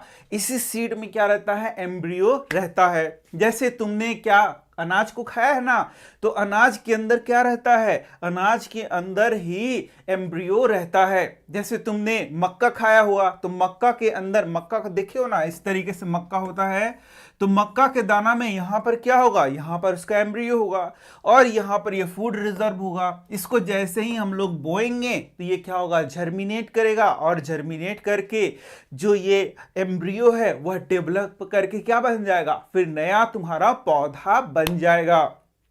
इस तरीके से यहां जो दो प्रश्न मैंने बताया था, यहां पर जो ओवरी है वह बना देगा फ्रूट और जो तुम्हारा यहां ओव्यूल है वही क्या बना देगा, सीड। तो ये दो बात को याद रखना। अब इसके बाद जर्मिनेशन होगा और जर्मिनेशन होने के बाद वह क्या बन जाएगा, पौधा बन जाएगा। अब देखो इस प्रोसेस को इस तरीके से हम लोग लिख करके दिखा भी सकते हैं एग्जामिनेशन में। जैसे सबसे पहले ट्रांसफर होगा, उसी को क्या बोलते हैं, पॉलिनेशन। पॉलन ग्रेन का जो ट्रांसफर हुआ उसे क्या बोलेंगे, पॉलिनेशन। पॉलिनेशन के बाद पॉलन जर्मिनेट करेगा और पॉलन जर्मिनेट करके स्टिग्मा से धीरे धीरे नीचे आएगा स्टाइल की ओर और फिर ओव्यूल की ओर जाएगा और उसके बाद लास्ट में तुम्हारा फर्टिलाइजेशन होगा, मेल गैमिट का, फीमेल गैमिट का, जाइगोट बनेगा, एम्ब्रियो बनेगा और फिर तुम्हारा जो ओव्यूल है वह सीड के रूप में बदल जाएगा और जो तुम्हारा फ्रूट, जो तुम्हारा ओवरी है वह फ्रूट बना देगा। समझ में आ गया, बहुत आसान है, बहुत आसान है, इसको थोड़ा थोड़ा दिमाग में रखना होगा। अब ये जर्मिनेशन हो गया, जैसे मैंने बताया, वो जर्मिनेट जब सीड करेगा तो वापस से नया पौधा का निर्माण कर देगा। हो गया, बस यही था। लेकिन दो चीजें छूट गई तो उसको ऊपर कर लेते हैं, क्योंकि उससे भी एग्जाम में क्वेश्चन आता है। अब देखना मैंने क्या बताया कि यदि एक फ्लावर है तो फ्लावर में मेल भाग, अब तो पता चल गया कि मेल भाग कौन सा है, स्टैमेन, वेरी गुड। और फीमेल भाग कौन सा है, पिस्टिल। तो बच्चा लोग कुछ ऐसे फ्लावर हैं जिसमें जिसमें क्या होंगे, मेल भाग भी होगा, फीमेल भाग भी होगा, दोनों एक साथ होंगे। जैसे सरसों का पौधा, मस्टर्ड में जो फ्लावर होगा उसमें मेल भी होगा, फीमेल भी होगा, उसको कहते हैं बाइसेक्सुअल फ्लावर। यस, ये पार्ट छूट गया था, इसको याद कर लेना। जबकि कुछ ऐसे पौधे हैं जिसमें क्या होता है, सिर्फ या तो नर होगा या तो मादा होगी, यानी कि उसे हम लोग कहेंगे यूनिसेक्सुअल फ्लावर। जैसे देख सकते हो, व्हेन स्टामेन और पिस्टिल प्रेजेंट, या तो स्टामेन प्रेजेंट है या तो पिस्टिल प्रेजेंट है। जैसे कि पपाया हो गया, वाटरमेलन हो गया, ठीक है, कद्दू हो गया, ये सारे पौधे होते हैं, उसमें मेल अलग होता है फ्लावर और फीमेल फ्लावर अलग होता है। तो इसका एग्जाम्पल भी तुमको क्या कर लेना है, याद कर लेना है। जैसे हिबिस्कस है, मस्टर्ड है, ये क्या होता है, बाइसेक्सुअल फ्लावर होता है। तो यहां पर यही सब बात लिखा हुआ है। अब कौन सा आ गया, अरे वाह, अब आ गया ह्यूमन रिप्रोडक्शन। तो ह्यूमन रिप्रोडक्शन में भी हम लोग को वही चीज सीखना है जो ऊपर सीखा था, लेकिन कुछ क्वेश्चंस इसमें आते हैं, ठीक है। जैसे हम लोग जानते हैं ये बात कि बच्चे का धीरे धीरे विकास होता है और फिर वे जुवेनाइल फेज में आते हैं और उसके बाद एक वयस्क के रूप में, एडल्ट के रूप में परिवर्तित हो जाते हैं। तो वो कौन सी अवस्था होती है, उसको बोलते हैं किशोरावस्था, जहां पर उनके शरीर में काफी परिवर्तन होते रहते हैं और उनमें वो एडल्ट के रूप में बदलाव उनके शरीर में होता रहता है, जिससे कि वो एक दिन एडल्ट बन सके। तो ये तुम जानते ही हो कि किशोरावस्था के बारे में 13 से लेकर 19 साल तक के बच्चों को हम लोग क्या बोलते हैं, किशोर बोलते हैं। और उसके बाद हम लोग देखते हैं कि वो धीरे धीरे क्या उसमें शरीर में काफी परिवर्तन आते जाता है और फिर उसके बाद वो एडल्ट के रूप में परिवर्तित हो जाते हैं। तो बच्चों, तुम भी किस अवस्था में हो, तुम भी हो किशोरावस्था में, यानी कि तुम्हें भी अपने बॉडी में काफी सारे चेंजेस देखने को मिलेंगे और ये चेंजेस एग्जाम में क्वेश्चन के रूप में भी आएगा। तो यहां पर देख सकते हो, एडोलेसेंस यही पीरियड होता है जिसमें हमारे शरीर में काफी परिवर्तन होते हैं और एक बच्चा वयस्क में परिवर्तित होता है इस एज में। अब देखो यहां पर हमारे बॉडी में बहुत सारे चेंजेस आते हैं, तो कुछ ऐसे कॉमन चेंजेस होते हैं जो कि मेल में भी होता है और वो फीमेल, दोनों में देखा जाता है। तो ये कुछ कॉमन चेंजेस होते हैं जब, और इन्हें हम लोग क्या बोलेंगे, सेकेंडरी सेक्सुअल कैरेक्टर्स। तो सेकेंडरी सेक्सुअल कैरेक्टर्स क्या होते हैं बच्चा लोग, वे कैरेक्टर्स जो कि मेल और फीमेल में डिफरेंसेस करते हैं। जैसे प्राइमरीली जब बच्चे पैदा होते हैं तो रिप्रोडक्टिव उनका जो ऑर्गन्स होता है उसको देख करके पहचाना जाता है कि वो मेल है या फिर फीमेल है। लेकिन जब बड़े होते हैं तो हमारे शरीर में, यानी कि मेल के शरीर में कुछ अलग परिवर्तन देखने को मिलते हैं और फीमेल के शरीर में कुछ अलग परिवर्तन देखने को मिलते हैं। यानी साफ साफ तुम देख करके ऊपर से ही पहचान सकते हो कि मेल कौन है और फीमेल कौन है। वो सारे कैरेक्टर्स क्या कहलाएंगे, सेकेंडरी सेक्सुअल कैरेक्टर्स कहलाएंगे। तो यहां पर कौन कौन से हैं, बॉयज में बहुत इंपॉर्टेंट, तुमको इसको याद करना है, 2 मार्क्स में आ सकते हैं एग्जामिनेशन में, कि सेकेंडरी सेक्सुअल कैरेक्टर्स यानी कि क्या क्या बॉयज में परिवर्तन देखने को मिलेंगे, कौन कौन से कैरेक्टर्स हैं। तो dark hair growth near the armpit and genitals, यानी कि जेनाइटल्स, यानी कि जो तुम्हारा जो तुम्हारा ये रिप्रोडक्टिव ऑर्गन है, एक्सटर्नल रिप्रोडक्टिव ऑर्गन है, उसके चारों ओर बाल देखने को मिलेंगे, आर्मपिट में बाल देखने को मिलेंगे, मुस्टैचेस एंड तुम्हारा बियर्ड्स देखने को मिलेंगे, ठीक है। फिर इसके बाद तुम्हारा बियर्ड्स ऑन फेसेस देखने को मिलेंगे। साउंड फटना शुरू हो जाता है, जैसे तुम जानते हो, इनलार्जमेंट ऑफ पेनिस हो जाएगा, ऑयली स्किन एंड एक्ने, यानी कि देखोगे इस स्टेज में बहुत सारे मुहासे आना शुरू हो जाते हैं। तो याद रखना, रे याद क्या रखना है, तुम अपने शरीर में जो परिवर्तन हो रहे हैं उसको एग्जाम में जाकर के लिख देना, बात खत्म। अब यहां पर देखते हैं गर्ल्स में क्या क्या परिवर्तन होंगे। तो गर्ल्स में देख सकते हो dark hair growth near the armpits and genitals, same to same लिख देना है। Oily skin and acne, same to same. The size of the breast starts increasing, ये भी लिख देना है। मेंस्ट्रुएशन या बोलेंगे मेंस्ट्रुअल साइकिल क्या हो जाता है, शुरू हो जाता है, ये बात भी क्या कर लेना है, यहां पर लिख देना है। अब कुछ खास हम लोगों को नहीं करना है, हम लोगों को समझ लेना है कि आखिर ये जो चेंजेस आ रहे हैं कैसे आ रहे हैं। तो इसमें हार्मोन का नाम तुमको याद रखना है कि जो मेल है नहीं बॉयज हैं उसमें टेस्टोस्टेरोन हार्मोन, इसको याद कर लो। इसके कारण ये सारे परिवर्तन देखने को मिलते हैं। जबकि फीमेल में एस्ट्रोजन हो गया, प्रोजेस्टेरोन हो गया, ये हार्मोन क्या करते हैं, ये सारे चेंजेस लाते हैं। तो ये सारे पॉइंट्स भी तुमको याद कर लेने हैं। अब कुछ खास नहीं है, अब सिंपल सिंपल चीजें हैं, जैसे कि हम लोगों को पढ़ना है मेल रिप्रोडक्टिव सिस्टम। तो पहले सिस्टम को देख लेंगे और उसके बाद उसके सारे फंक्शंस को हम लोग क्या कर लेते हैं, पढ़ लेते हैं। ठीक इसी तरीके से फीमेल रिप्रोडक्टिव सिस्टम और उसके फंक्शन, बात खत्म। तो देखो यहां पर सबसे पहला मेल रिप्रोडक्टिव सिस्टम आ गया। इसमें कौन कौन से पार्ट हैं, तो मेल रिप्रोडक्टिव सिस्टम का जो सबसे इंपॉर्टेंट पार्ट है उसको बोलते हैं टेस्टिस, टेस्टिकल्स, जिसको तुम जानते होगे। ये संख्या में कितने होंगे, 2 होंगे। तो यही टेस्टिस होता है जहां पर किस चीज का फॉर्मेशन होता है, स्पर्म का फॉर्मेशन होता है। और साथ ही साथ टेस्टोस्टेरोन हार्मोन का यहां पर क्या होता है, फॉर्मेशन होता है। तो टेस्टिस में यदि टेस्टिस का फंक्शन पूछे तो दोनों चीज हम लोग क्या कर सकते हैं, लिख सकते हैं। बोलो फर्स्ट क्या हो गया, यस, फॉर्मेशन ऑफ स्पर्म्स, और दूसरा क्या हो गया, टेस्टोस्टेरोन हार्मोन का प्रोडक्शन, बात खत्म। टेस्टिस से एक और क्वेश्चन आता है, उसको बाद में पढ़ेंगे, पहले मैं यहां पर पार्ट्स बता रहा हूं। देखो सबसे पहला हो गया टेस्टिस। टेस्टिस के बाद यहां पर ये जो पाइप निकल रहा है इसको बोलते हैं वास डिफरेंस, और फिर ये वास डिफरेंस आगे की ओर आ रहा है, और देख सकते हो लास्ट में जब गया उसको बोलेंगे यूरेथ्रा। तो ये नाम हो गया, बोलो टेस्टिस हो गया। टेस्टिस के बाद क्या नाम हो गया तुम्हारा, टेस्टिस के बाद हो गया तुम्हारा वास डिफरेंस, और लास्ट में क्या हो गया, यूरेथ्रा। अब ये जो टेस्टिस है जिस पाउच में लटकता हुआ रहता है उसको बोलते हैं स्क्रोटम, ये नाम भी याद कर लेना है। अब यहाँ कुछ ग्लैंड्स के नाम दिए हुए हैं, जैसे कि तुम्हारा सबसे पहला है यहाँ पर देख सकते हो सेमिनल वेसिकल, ये याद कर लेना है। फिर यहाँ पर प्रोस्टेट ग्लैंड है, ये याद कर लेना है। और यहाँ पेनस लिखा हुआ है, ये भी याद कर लेना है। बस इतना ही सा नाम है। तो चलो हम लोग एक एक को देखते हैं, फिर से इसके फंक्शन को, कार्य को देख लेते हैं, बात खत्म हो जाएगा वहीं पर। देखो सबसे पहले मैंने बताया टेस्टिस सबसे इंपॉर्टेंट पार्ट है, इसमें स्पर्म बनता है, दूसरा नंबर टेस्टोस्टेरोन हार्मोन बनता है। टेस्टिस में से एक और क्वेश्चन ऐसे आता है कि जो टेस्टिस है बॉडी के बाहर क्यों लटकता हुआ रहता है। इसका आंसर में कर सकते हैं हम लोग कि जो स्पर्म है उसके फॉर्मेशन के लिए बॉडी टेम्परेचर से 1 से 2 डिग्री टेम्परेचर कम चाहिए। इस कारण से ये जो टेस्टिस है वह बॉडी के बाहर स्क्रोटम में रहता है, बात खत्म।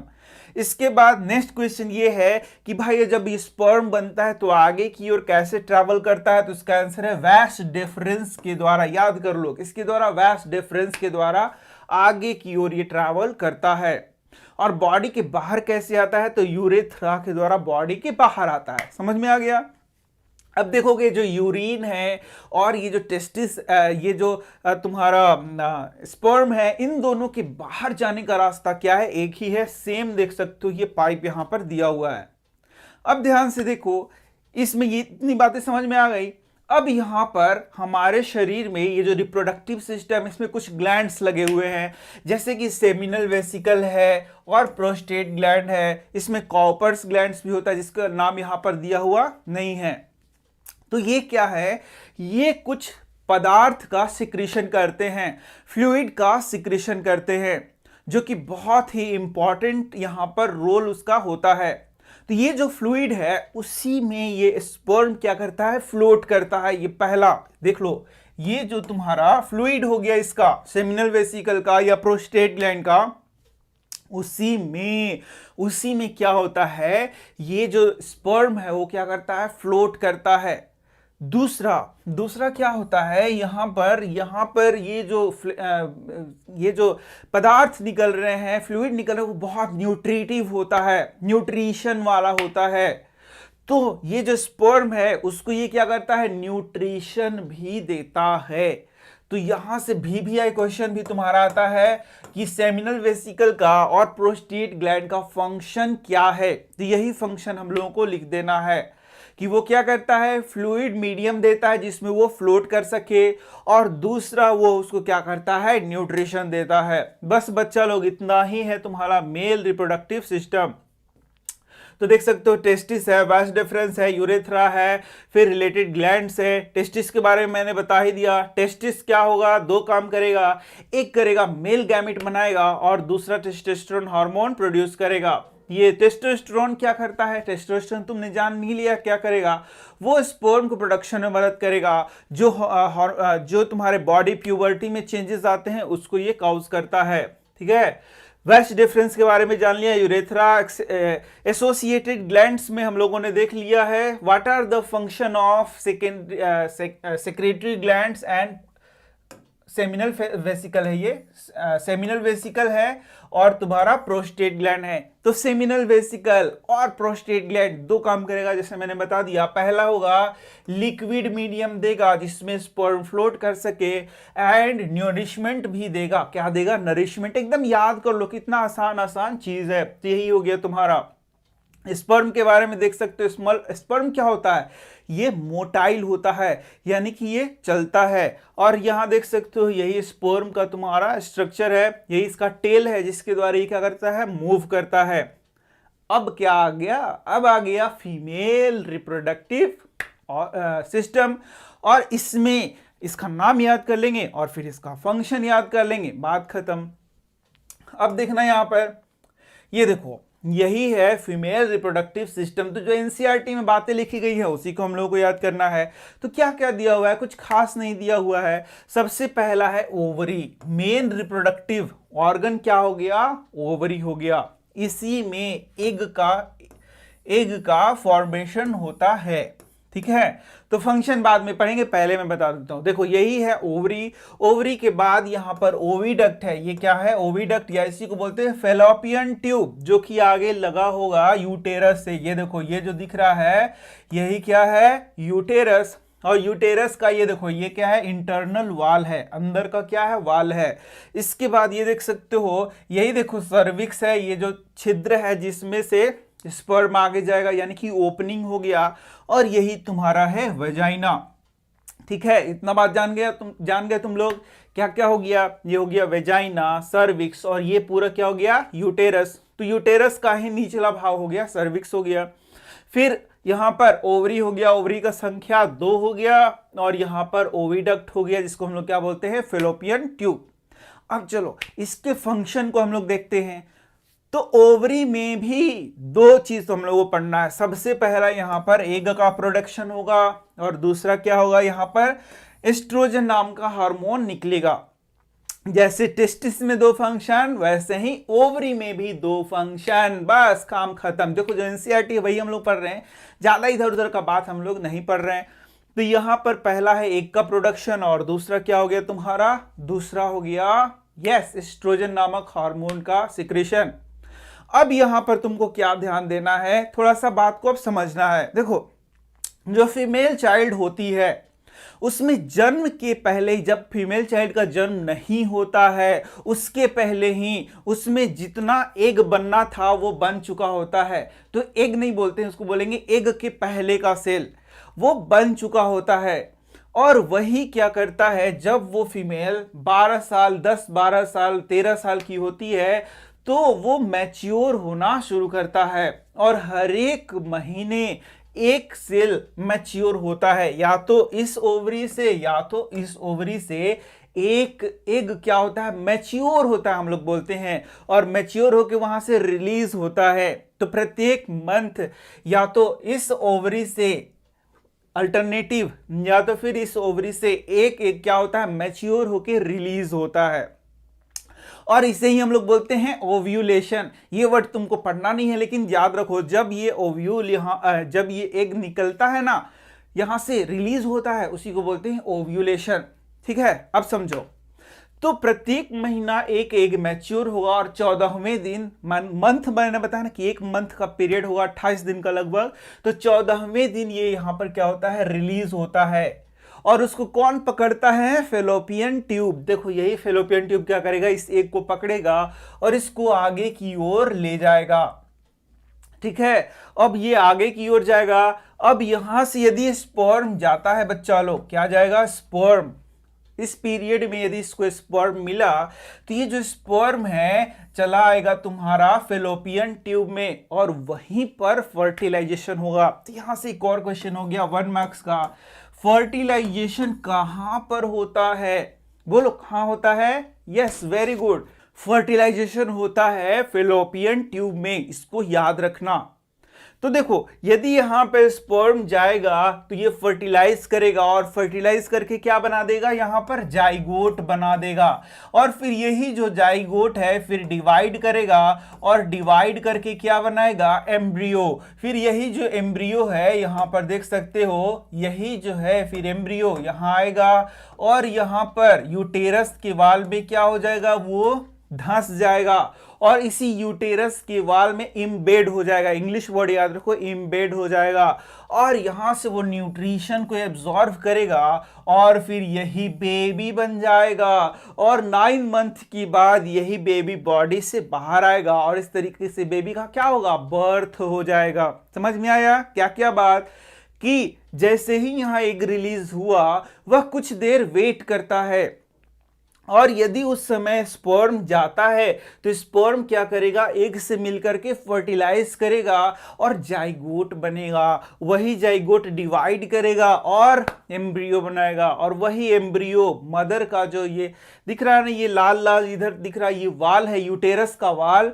उसी में इम्बेड होता है और इम्बेड होकर के क्या होगा, बेबी का फॉर्मेशन करेगा। लेकिन क्या हर एक महीना या फिर हमेशा ऐसा चांसेस हैं कि जैसे ही यहां से निकला वैसे ही स्पर्म पहुंचेगा? नहीं, ऐसा तो इम्पॉसिबल है, क्योंकि किसी 13 साल के बच्चे का शादी तो हो नहीं रहा है कि उसमें स्पर्म उसके बॉडी में चला जाए। तो उस टाइम में क्या होगा, उस टाइम में हर एक महीना जैसे ही यहां से स्पर्म नहीं पहुंचेगा, ये जो वाल जो तैयार होता है वो टूट टूट के बॉडी से क्या होता है, बाहर निकलता है और उसे ही हम लोग क्या बोलते हैं, मेंस्ट्रुएशन बोलते हैं या फिर मेंसुरेशन। तुम लोगों ने सुना होगा, इस तरीके से इसको प्रोनाउंस करते हो। तो ये हो गया मेंस और ये जो 28 दिन का पूरा साइकिल चलेगा इसे हम लोग कहते हैं मेंस्ट्रुअल साइकिल। क्या बोलते हैं, मेंस्ट्रुअल साइकिल बोलते हैं। तो इस तरीके से ये साइकिल चलता है 28 दिन का। अब इसको मैं समझा रहा हूं, ध्यान से देखना। तो देखो क्या हो रहा है, तुम जरा सोचो और बताओ कि यदि यहां पर से एग रिलीज हो रहा है तो उसका एम क्या है, उद्देश्य क्या है। एग रिलीज होता है तो उसका हमेशा उद्देश्य है कि कोई स्पर्म उससे मिले और उसमें फ्यूजन हो और उससे बेबी का फॉर्मेशन हो। इसी कारण से ये एग निकल रहा है। एग कोई घूमने फिरने या प्रकृति ने इसको बनाया ही क्यों है, ताकि ये बच्चा प्रोड्यूस कर सके। तो क्या होता है, प्रत्येक महीना एक से यदि हम लोग 28 दिन का साइकिल लें तो क्या होता है, प्रत्येक महीना पहले ही दिन से ये एग का मैच्योरेशन शुरू हो जाएगा और जैसे जैसे ये एग बड़ा होते जाएगा वैसे वैसे क्या होता है, हर एक महीना यहाँ पर वाल, इसका जो दीवार लाल लाल दिख रहा है ना, ये मोटा होते जाता है। ये जो तुम्हारा यूटेरस का वाल है वो क्या होता है, मोटा होते जाता है, भीतरी वाल है। अच्छा, तुमसे यदि क्वेश्चन पूछा जाए कि आखिर ऐसा क्यों होता है, ये यूटेरस का वाल हर एक महीना ये मोटा क्यों होता जाता है, न्यूट्रिटिव क्यों होता है, न्यूट्रिशन से भरपूर क्यों होते जाता है, तो इसका आंसर है ताकि यदि यहां से स्पर्म जाए और यदि यहां से ये इससे मिले तो बेबी जो बने उसके लिए पहले से खाना पीना यहां पर मौजूद हो, पहले से ही। ऐसा नहीं कि जब ये चला जाए, इससे मिल जाए, तब यहां खाना पीना है ही नहीं तो बेबी कहां रुकेगा, कहां ठहरेगा, यानी कि जो तुम्हारा जो एम्ब्रियो है वो कहां ठहरेगा, कहां रुकेगा, उसको भोजन कहां से मिलेगा। तो पहले से ही सारा इंतजाम होता है। तो फिर से सुन लो, जैसे जैसे यहां पर ये एग मैच्योर होता है वैसे वैसे प्रत्येक महीना यहां का दीवार भी क्या होता है, मोटा होता चला जाता है।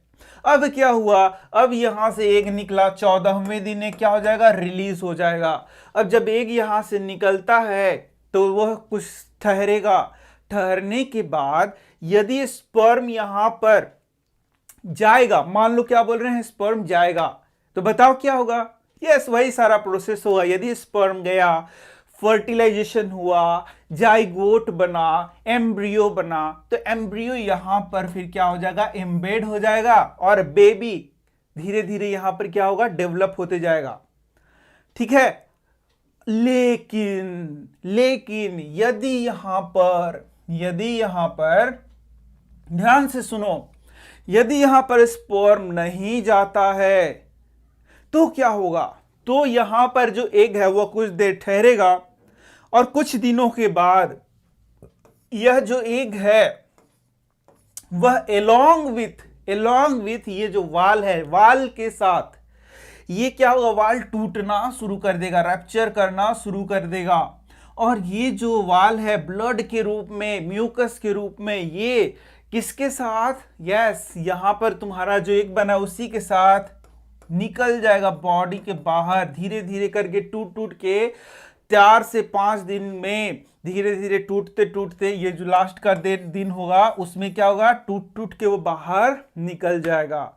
इसी को हम लोग बोलते हैं मेंस्ट्रुएशन, तुम लोग जो बोलते हो वर्ड, मासिक धर्म। ठीक है, तो यही 5 से 6 दिन का पीरियड होगा जिसमें ये ब्लड के रूप में, म्यूकस के रूप में बॉडी के क्या हो जाएगा, बाहर निकल जाएगा।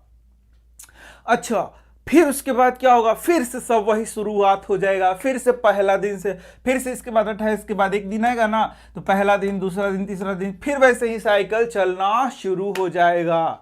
इस तरीके से प्रत्येक मंथ ये साइकिल चलेगा। लेकिन क्या ये साइकिल तब भी चलेगा जब ये फीमेल प्रेग्नेंट होगी, ना, उसके बाद ये साइकिल नहीं चलेगा। जरा बताओ क्यों नहीं चलेगा।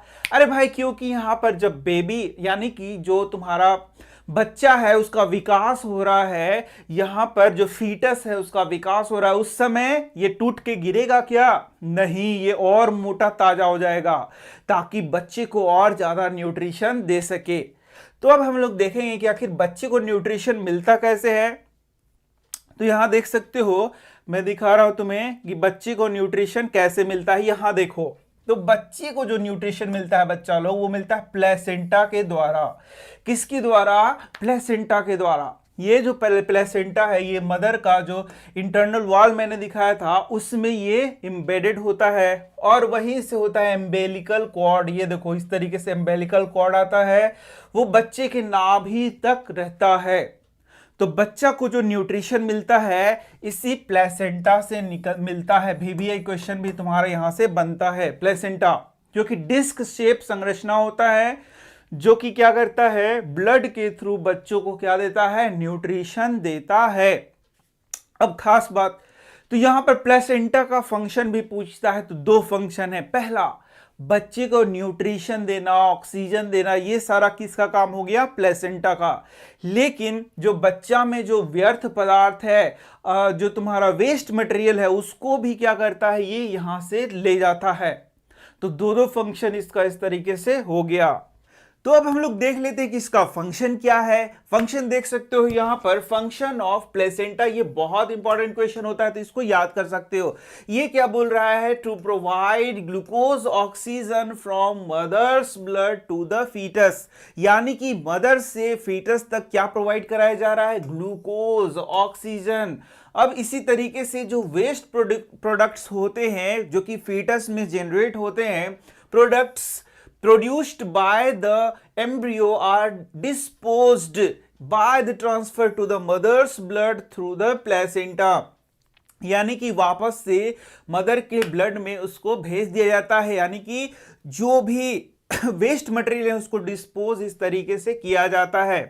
अब यहां पर तुम देख सकते हो what happens when the egg is not fertilized, तो ये मैं उसी समय मैंने पढ़ा दिया कि यदि एग फर्टिलाइज नहीं होता है तो क्या होता है, थोड़ा मैं इसको पढ़ के तुमको बता दे रहा हूं। तो यहां देख सकते हो जैसे मैंने बताया था तुम्हें, every month the uterus prepares itself to receive a fertilizer, प्रत्येक महीने जैसे जैसे एक एग मैच्योर होता है उसी तरीके से उसका जो तुम्हारा मदर्स का यूटेरस है, मदर का जो यूटेरस है वह भी अपने आप को क्या करता है, प्रिपेयर करता है, ताकि यदि वहां पर फर्टिलाइजेशन हो और वहां पर एम्ब्रियो का फॉर्मेशन हो तो उसको क्या कर सके, वह वहां पर इंबेड कर सके और वो वहां पर ग्रो कर सके। जैसा मैंने सब बताया था वही चीज यहां पर लिखा गया है, the wall of the uterus become fleshy and spongy, जो यूटेरस का वॉल होता है वो क्या हो जाता है, फ्लेशी हो जाता है, स्पॉन्जी हो जाता है।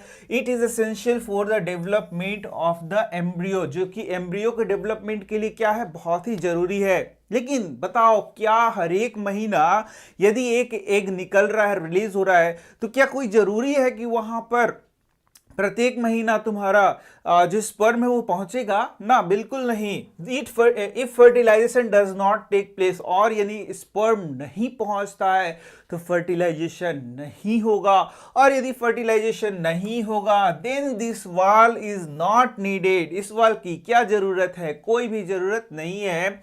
Therefore, this layer gradually breaks down and comes out in the form of blood and mucus, जैसा मैंने बताया था। और ये क्या होता है, टूटेगा, ब्लड और म्यूकस के रूप में बॉडी से धीरे धीरे करके क्या होगा, बाहर आएगा through the vaginal tract. This cycle takes about a month and is called menstruation, ठीक है। तो ये जो पूरा साइकिल चलता है 28 डेज का, उसे हम लोग क्या बोलेंगे, मेंस्ट्रुअल साइकिल। और इस तरीके से यहां मेंस्ट्रुएशन देख सकते हो, इसको मेंस्ट्रुअल साइकिल लिखेंगे। और जो ये 5-6 दिन तक ब्लड और म्यूकस बॉडी के बाहर आता है वही हो गया मेंस्ट्रुअल फेज। अब देखते हो after the age of 40 to 50 years the production of eggs from the ovary stops, as a result menstruation stops which is called menopause. तो तुम्हारे बुक में तो नहीं दिया लेकिन हेल्प बुक में देता है, मेनार्क क्या होता है, मेनोपॉज क्या होता है। तो पॉज मतलब क्या होता है जानते ही हो ना। तो यहां पर ये जो प्रोसेस है वह 45-50 साल के बाद बंद हो जाता है महिलाओं में, यही सारा चीज है। और इसके बाद आता है तुम्हारा रिप्रोडक्टिव हेल्थ। तो जैसा कि बताया जाता है बार बार कि रिप्रोडक्शन के लिए जो फीमेल का बॉडी है वह एक खास एज के बाद उसका बॉडी क्या होता है, तैयार होता है, उसके बाद ही वे प्रेग्नेंट हो सकती हैं। मतलब कि यदि उनको उस एज के पहले वे प्रेग्नेंट होती हैं तो उनका बॉडी क्या होगा, बहुत उसको हार्म होगा, फिजिकली, मेंटली, सोशली वे क्या होंगी, बहुत ज्यादा परेशान हो सकती हैं। इस कारण से यहां पर हम लोगों को रिप्रोडक्टिव हेल्थ के बारे में ही पढ़ाया गया है, और ये बताता है कि ये खास एज के बाद ही जो फीमेल हैं उनको प्रेग्नेंट होना चाहिए। और साथ ही साथ यह भी बताया जाता है कि दो बेबी के बीच में कुछ गैप भी होना चाहिए, जिससे कि उनका जो बॉडी है वह ज्यादा प्रभावित ना हो। तो वही सब यहां पर भी बताया है। और साथ ही साथ यहाँ पर रिप्रोडक्टिव हेल्थ में हम लोग को एसटीडीज के बारे में भी पढ़ना, यानी कि सेक्सुअली ट्रांसमिटेड डिजीजेस के बारे में भी थोड़ा सा पढ़ाया गया है। तो यहाँ देख सकते हो, good reproductive health provides both male and female with protection from infection and sexually transmitted diseases. और इसी के साथ द फर्टिलिटी कंट्रोल मेथड्स, इसी के साथ देख सकते हो awareness about how to limit their family size. तो ये सारी बातें को यह बताता है। तो यहां पर हम लोग को दो खास चीजें पढ़नी है जिससे कि एकदम एकदम आता ही आता है क्वेश्चन। उसमें से सबसे पहला है तुम्हारा एसटीडीज, यानी कि सेक्सुअली ट्रांसमिटेड डिजीज के बारे में 4 लाइन पढ़ना, कुछ ज्यादा नहीं पढ़ना है। और दूसरा है तुम्हारा कॉन्ट्रासेप्शन मेथड, यानी कि गर्भाधान को किस तरीके से रोका जा सके, यानी कि तुम्हारा जो किस तरीके से हम लोग कॉन्ट्रासेप्शन मेथड्स का यूज करके बेबीज के बीच में या तो अंतर कर सकते हैं या बेबी होने से उसको रोक सकते हैं, उन सारे चीजों को यहाँ पर हम लोगों को पढ़ाया गया है। तो ये 2 प्रश्न है जो कि एग्जाम में पूछे जाते हैं। तो यहाँ देख सकते हो तुम, जैसे कि दिखाया गया है मेथड ऑफ कॉन्ट्रासेप्शन, यही पहले हम लोग पढ़ लेते हैं, इसके बाद हम लोग डिजीज को थोड़ा सा देख लेंगे। या फिर मैं देखता हूँ यहाँ डिजीज हाँ यहाँ देखो कंट्रासेप्शन, ये सेक्सुअली ट्रांसमिटेड डिजीजेस यहाँ पर दिया है। तो सेक्सुअली ट्रांसमिटेड डिजीजेस मैंने बताया 4 बातें पढ़नी है। तो सबसे पहला पढ़ना है हम लोगों को, पहला है तुम्हारा कि ये जो सेक्सुअली ट्रांसमिटेड डिजीजेस है, सबसे पहला है यहाँ कि बैक्टीरिया से होने वाले रोग, और दूसरा क्या है, वायरस से होने वाले रोग। तो यहाँ पर बस नाम याद कर लेना है। तो जो वायरस से होने वाले 2 रोग हैं या 2 डिजीज हैं, उसमें सबसे पहला क्या आ गया तुम्हारा एड्स, और दूसरा हो गया तुम्हारा वार्ट्स। दूसरा क्या हो गया, वार्ट्स। यही 2 नाम याद कर लेना है। एड्स तो तुम जानते ही होगे, एक्वायर्ड इम्यून डेफिशिएंसी सिंड्रोम, जो कि एचआईवी वायरस के कारण होता है। किसके कारण होता है, एचआईवी वायरस के कारण एड्स होता है। और दूसरा है वार्ट्स, ये दोनों किससे होंगे, वायरस से होंगे। जबकि दूसरा क्वेश्चन तुमसे पूछेगा कि बताइए बैक्टीरियल डिजीज कौन से होंगे सेक्सुअल ट्रांसमिटेड डिजीजेस, तो तुमको याद कर लेना है 2, पहला हो गया सिफिलिस और दूसरा हो गया गनोरिया। ये 2 नाम याद कर लेना, सिफिलिस एंड गनोरिया, जो कि बैक्टीरियल डिजीज हो गया। तो इस तरीके से सिर्फ नाम ही तुम्हारे बुक में पढ़ाया गया और कोई डिटेल खास इसमें पढ़ाया नहीं गया है। अब कॉन्ट्रासेप्टिव में मेथड्स में सबसे पहले देख सकते हो, सबसे पहला तुम्हारा फिजिकल बैरियर। तो फिजिकल बैरियर में हम लोग देखते हैं कि एग और स्पर्म को मिलने ना दिया जाए यहां पर। और एग और स्पर्म को मिलने से कैसे रोक सकते हैं, तो फिजिकल बैरियर में कौन कौन सी चीजें यूज होती हैं, तो कॉन्डम्स यूज हो सकते हैं, सर्वाइकल कैप्स यूज हो सकते हैं, डायफ्राम यूज हो सकते हैं। इसको तुम नाम याद कर सकते हो, ये कहलाते हैं फिजिकल बैरियर। तो इसका उपयोग करके स्पर्म और ओवम को क्या किया जाता है, मिलने से रोक दिया जाता है। दूसरा देख सकते हो केमिकल मेथड्स। तो केमिकल मेथड्स में ओरल पिल्स आ जाते हैं, और ये ओरल पिल्स क्या होते हैं, बेसिकली सिंथेटिक हार्मोन्स होते हैं, जो कि क्या करते हैं, बहुत अलग अलग तरीके से स्पर्म और ओवम को मिलने से क्या करते हैं, रोकते हैं। इनमें कुछ कार्य ऐसे हो सकते हैं, जैसे ये ओवम को रिलीज ही ना होने दे। यदि ओवम रिलीज ही नहीं होगा तो स्पर्म से नहीं मिलेगा, या हो सकता है कि ये सर्विक्स को क्या कर दे, बंद कर दे, जिससे कि स्पर्म और ओवम नहीं मिले। या फिर ये क्या कर दे, स्पर्म का जो मोशन है उसको क्या कर दे, स्लो कर दे, जिससे स्पर्म और ओवम ना मिल पाए। तो अलग अलग तरीके से ये पिल्स काम करेंगे और स्पर्म और ओवम को मिलने से क्या करेंगे, रोकेंगे। इस तरीके से यह भी क्या है, कॉन्ट्रासेप्टिव मेथड है। और ये सारे मेथड्स क्या होते हैं, थोड़े हार्मफुल होते हैं, क्योंकि ये केमिकल्स होते हैं तो बॉडी को बहुत अफेक्ट करते हैं, इनके बहुत ज़्यादा साइड इफेक्ट होते हैं। फिर इसका देख सकते हो, इसके बाद होता है इंट्रायूटेरिन कॉन्ट्रासेप्टिव मेथड्स, जैसे कि आईओडीज बोला जाता है। ये क्या होते हैं, इनमें जो हम लोग को पढ़ना होता है, लूप पढ़ना होता है और कॉपर टी पढ़ना होता है। तो कॉपर टी के बारे में बहुत सारी जानकारी तुम ले सकते हो। कॉपर टी क्या होता है, टी शेप का, यहाँ पर एक मान लो कि ये क्या होता है, ये तुम्हारा हार्मोन्स इसमें हो सकता है, या फिर सिर्फ क्या हो सकता है, ये तुम्हारा कॉपर का बना हुआ लूप हो सकता है, जो कि क्या करेगा, जो कि उसी तरीके से फंक्शन करेगा जिस तरीके से मैंने बताया कि ये क्या करेगा। हो सकता है ये सर्विक्स को बंद कर दे, या फिर जो तुम्हारा स्पर्म का फ्लो है उसको क्या करे, स्लो कर दे।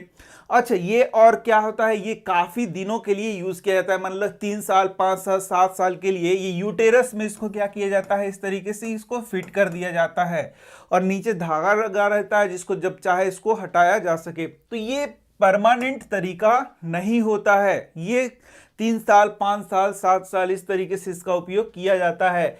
लेकिन यदि हम लोग परमानेंट तरीका की बात करें तो उसको हम लोग बोलते हैं सर्जिकल मेथड्स। तो सर्जिकल मेथड में बेसिकली क्या होता है, या तो यहां पर वैस डिफरेंस को काट कर बांध दिया जाए। तुमने पढ़ा है जो टेस्टिस है, टेस्टिस में जो स्पर्म बनता है वो वैस डिफरेंस से आगे की ओर जाता है।